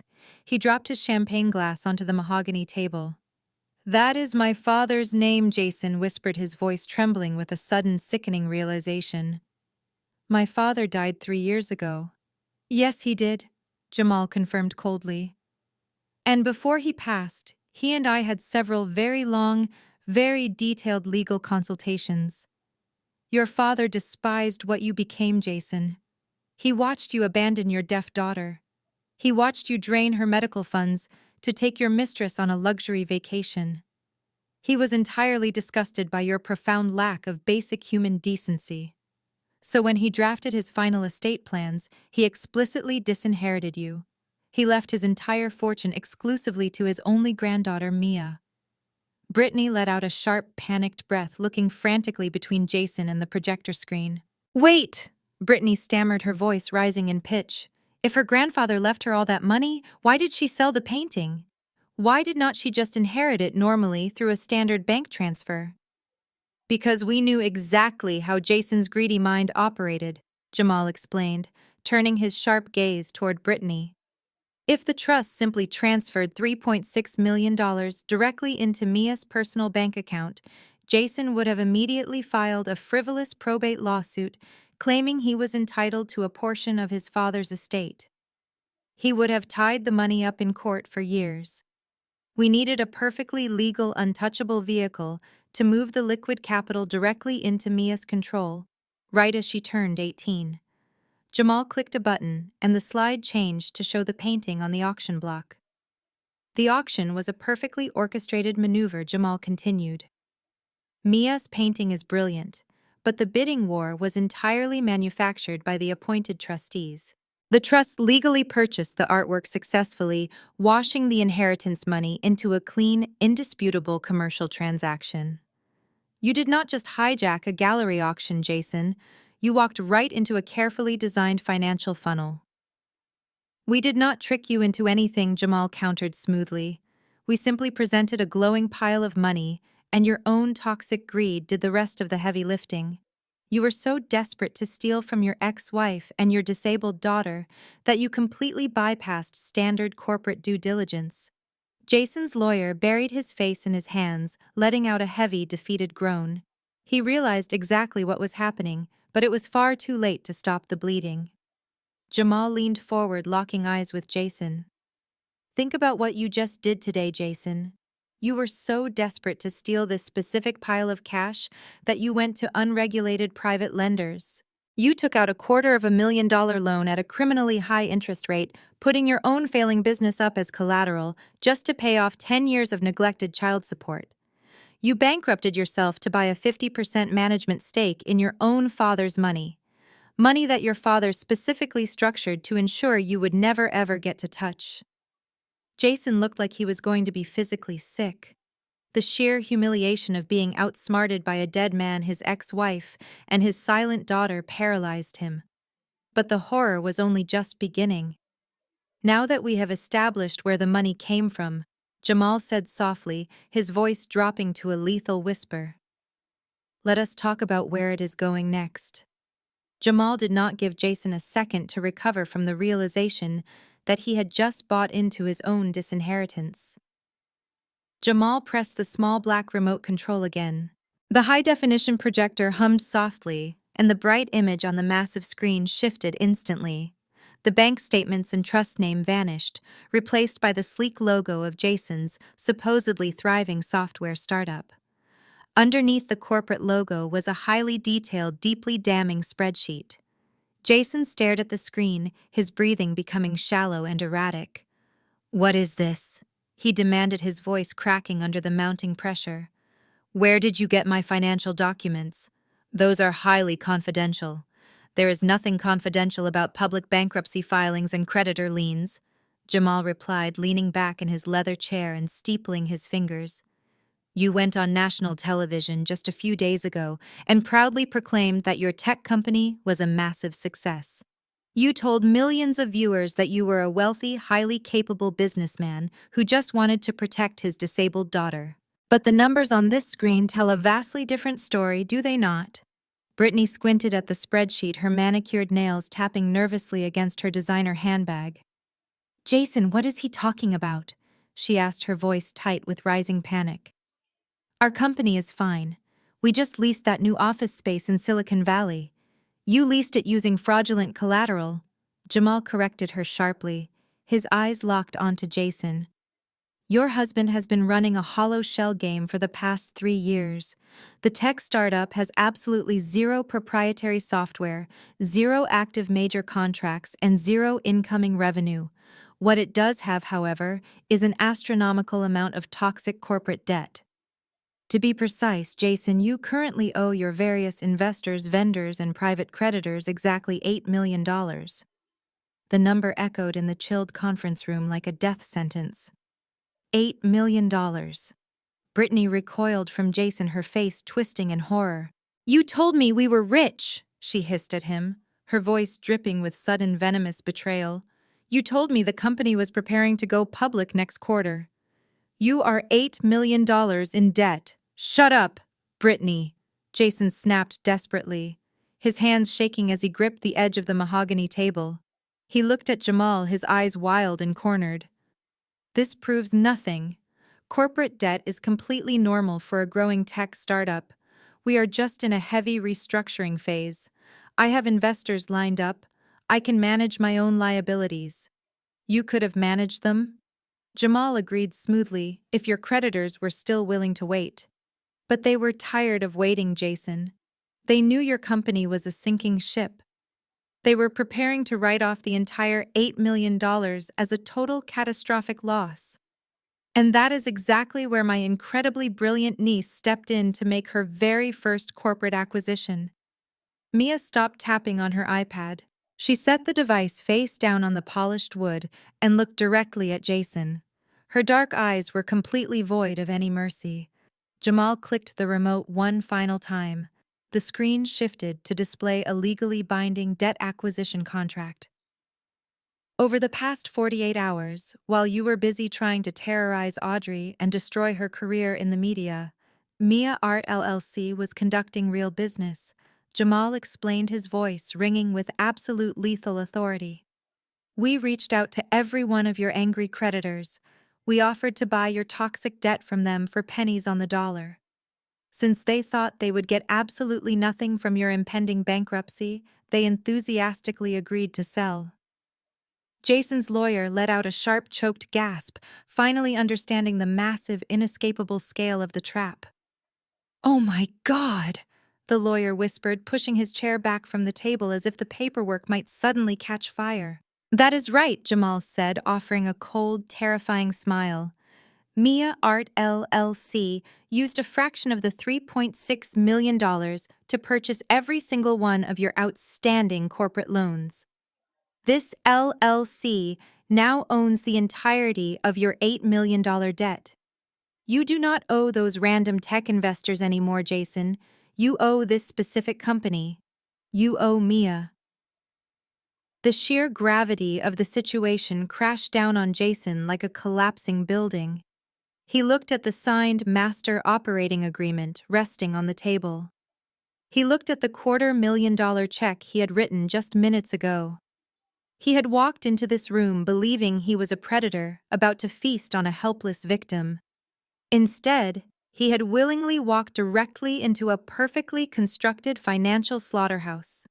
He was officially a hostage to the very daughter he had discarded 10 years ago.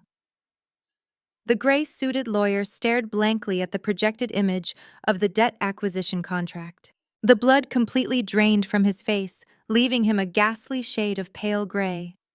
His fingers went entirely numb, and the expensive silver pen he was holding slipped from his grasp. It hit the polished mahogany table with a sharp, hollow clatter that sounded like a judge dropping a final gavel. Jason the lawyer whispered, his voice trembling with a mixture of professional terror and profound disbelief. "Do you understand what you just did?" Jason could not speak. He could only stare at Jamal, his mouth opening and closing as his brain misfired desperately, trying to process the magnitude of the disaster. "Let me clarify the legal mechanics for you, Jason," Jamal offered, leaning forward and resting his forearms on the heavy table. His voice was smooth, calculated, and entirely lethal. 10 minutes ago, your corporate lawyer explicitly warned you about Section 8, Paragraph B of the Master Operating Agreement. He warned you about the indemnification structure. He told you that by signing that document as the managing partner, you were voluntarily piercing the corporate veil. Jamal picked up the signed agreement, tapping his index finger against Jason's rushed signature. Normally, corporate law protects a business owner from personal financial ruin. Jamal continued, pacing his words, so every single syllable struck like a physical blow. If a company goes under, the creditors can only take the business assets. But you were so unspeakably greedy, so desperate to snatch your daughter's money, that you blatantly ignored your own legal counsel. You signed a contract assuming unlimited personal liability for Mia Art LLC. Jason swallowed hard, sweat suddenly beading heavily on his forehead. "So what?" Jason choked out his voice, a frantic, high-pitched rasp. "The LLC owns my company debt. I owe the LLC $8 million. But I am the managing partner of the LLC now. I can just forgive the debt. I can just write it off." "You cannot write off a debt when you only own 50% of the equity," Jamal corrected him, instantly, his eyes narrowing. "You have a partner, and your partner is Mia. According to the bylaws you just signed, any debt forgiveness requires a unanimous vote from all equity shareholders. Do you honestly think Mia is going to vote to forgive the man who stole her medical money?" Mia picked up her iPad. She did not even look at Jason as she typed. She hit a button, and the computerized voice of her text-to-speech application echoed coldly through the room. "Vote denied. Pay your debts." Jason flinched as if he had been physically struck. Jamal allowed a hard, merciless smile to touch his lips. "Because your tech startup is completely bankrupt and cannot pay the $8 million it owes to Mia Art LLC, the LLC now has the legal right to collect that debt. And because you explicitly pierced the corporate veil by signing this specific operating agreement today, you legally tied your own personal finances to the LLC's collections." Jamal stood up, his towering frame casting a long, dark shadow over Jason. "You personally owe Mia Art LLC $8 million. Jamal declared, his voice booming with the righteous fury of a decade of unpaid justice. You owe your daughter $8 million. And since you just signed a sworn declaration stating you are completely financially solvent, we have the immediate legal right to seize every single asset you possess to satisfy that massive debt. Brittany let out a loud, hysterical sob, burying her face in her hands. We are taking the luxury penthouse you live in, Jason Jamal listed, ticking the items off on his fingers. We are taking the cars you drive. We are taking your investment portfolios, your retirement accounts, and any offshore accounts you mistakenly thought were hidden. We are draining every single bank account attached to your name. You walked into this building trying to steal $3.6 million from a disabled teenager. You are walking out of this building with absolutely nothing. You have successfully bankrupted yourself. Jason collapsed back into his leather chair, his entire body trembling violently. The arrogant, wealthy tech executive was completely gone. In his place sat a ruined, broken man who had just willingly signed away his entire existence. He looked at the $250,000 check sitting in Jamal's folder. That was his last piece of borrowed leverage, and he had handed it over with a smile. This is illegal, Jason whispered, his eyes darting frantically around the room, desperately looking for an escape route that did not exist. This is a setup. It is fraud. It is a legally binding contract, Jamal corrected him sharply. A contract you signed eagerly, competently, and against the explicit advice of your own lawyer. You built a house of cards on a foundation of lies, Jason. All we did was open the window and let the wind blow. Brittany slowly lowered her hands from her face. Her expensive mascara was smeared beneath her eyes, but the expression underneath was not one of sorrow or wifely support. It was pure, unadulterated, vicious rage. She stared at Jason, her chest heaving, analyzing him not as a partner, but as a catastrophic financial liability. You are $8 million in the hole, Brittany whispered, her voice trembling with absolute fury. You told me we were buying a Tribeca penthouse today. You told me this was a multi-million-dollar acquisition. You dragged me in here to watch you completely bankrupt us. Brittany, sweetheart, please just calm down, Jason pleaded, reaching a shaking hand out toward her. I can fix this. I know venture capitalists. I can restructure the debt. We just need to hire a new legal team and fight the indemnification clause in court. With what money? Jason, Brittany screamed, her voice echoing violently off the glass walls. You just signed away everything we own. Our bank accounts are going to be frozen by the end of the day. You borrowed money from loan sharks just to sit at this table. You are not a tech CEO. You are a broke, pathetic fraud, and I am not going down with you. Brittany reached for her left hand and violently yanked the massive 3-carat diamond engagement ring off her finger. She did not hand it back to him. She threw it directly at his chest. The heavy platinum ring bounced off Jason's suit jacket and hit the polished hardwood floor with a sharp metallic ping, rolling away into the shadows. Without another word, she grabbed her designer tote bag, turned on her high heels, and sprinted out of the conference room, the heavy glass doors slamming shut behind her. Jason watched her abandon him, his jaw hanging open in utter shock. He turned to his gray-suited lawyer, desperate for any shred of legal salvation. Do not even look at me, Jason, the lawyer stated coldly. He snapped his leather briefcase shut with a loud final click. You explicitly ignored my direct legal counsel and signed a catastrophic contract against my strict warnings. I am officially withdrawing as your legal representation, effective immediately. Good luck. The lawyer turned on his heel and marched out the door, leaving Jason completely and utterly alone with his executioners. The sheer reality of his isolation finally broke Jason. The arrogant posture, the condescending smirk, the tech executive persona, it all instantly evaporated. He slid out of his heavy leather chair and dropped directly onto his knees. He crawled across the expensive carpet until he was right at the edge of the mahogany table, looking up at his 18-year-old daughter. Mia, please, Jason begged, tears streaming down his face, completely abandoning all his pride. I am your father. I gave you life. You cannot do this to me. I will be ruined. I will go to prison if those private lenders do not get their money back today. Just tear up the contract, please. I will walk away. I will never bother you or your mother ever again. Just rip the paper up and let me go." Mia looked down at the man groveling on the floor. She did not smile. She did not show an ounce of pity. She simply picked up her iPad, typed a single sentence, and turned the screen around so he could read it perfectly. "You traded my hearing for a vacation. Enjoy your bankruptcy." Before Jason could let out another pathetic sob, the heavy glass doors of the conference room swung open one final time. It was not Brittany returning to save him. It was three men and one woman dressed in sharp, dark windbreakers. The bold yellow letters on their jackets read FBI. They were flanked by two armed federal marshals.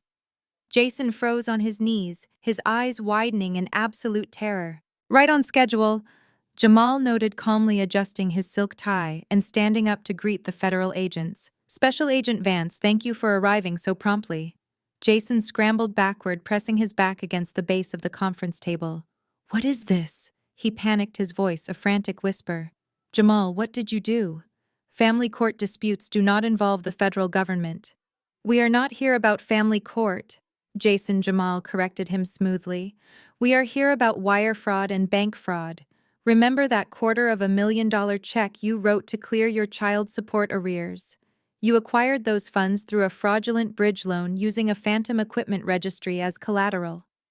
When I ran the routine background check to verify your solvency, I discovered the fabricated loan applications. I immediately forwarded those documents to the Financial Crimes Division of the FBI. Lying to an unregulated loan shark is dangerous, but submitting forged federal tax returns to secure the wire transfer is a severe federal crime." The lead FBI agent stepped forward, pulling a pair of heavy steel handcuffs from his belt. "Jason, you are under arrest for multiple counts of federal wire fraud, bank fraud, and criminal conspiracy." The agent announced, his voice devoid of any emotion. Jason pressed his cheek against the cold, polished wood of the mahogany table, his breath fogging the pristine surface.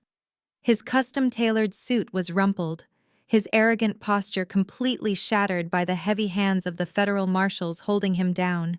He twisted his neck, straining furiously to look across the massive table.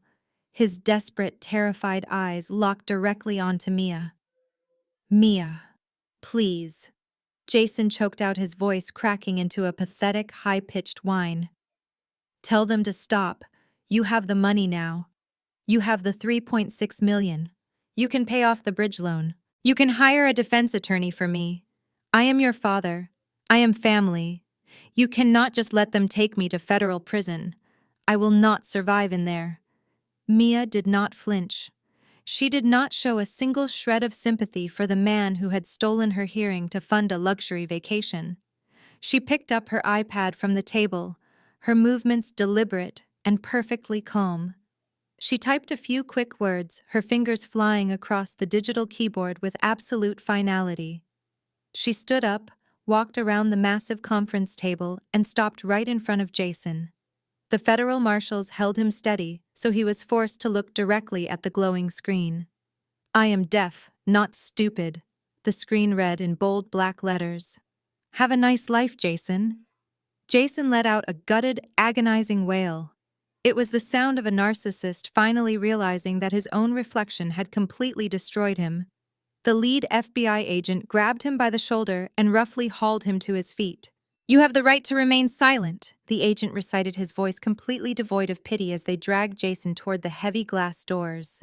"Anything you say can and will be used against you in a court of law."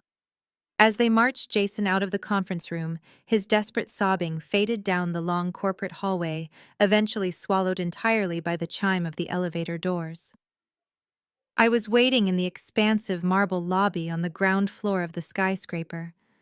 Jamal had strictly forbidden me from being in the room to ensure Jason felt entirely victorious right up until the trap snapped shut.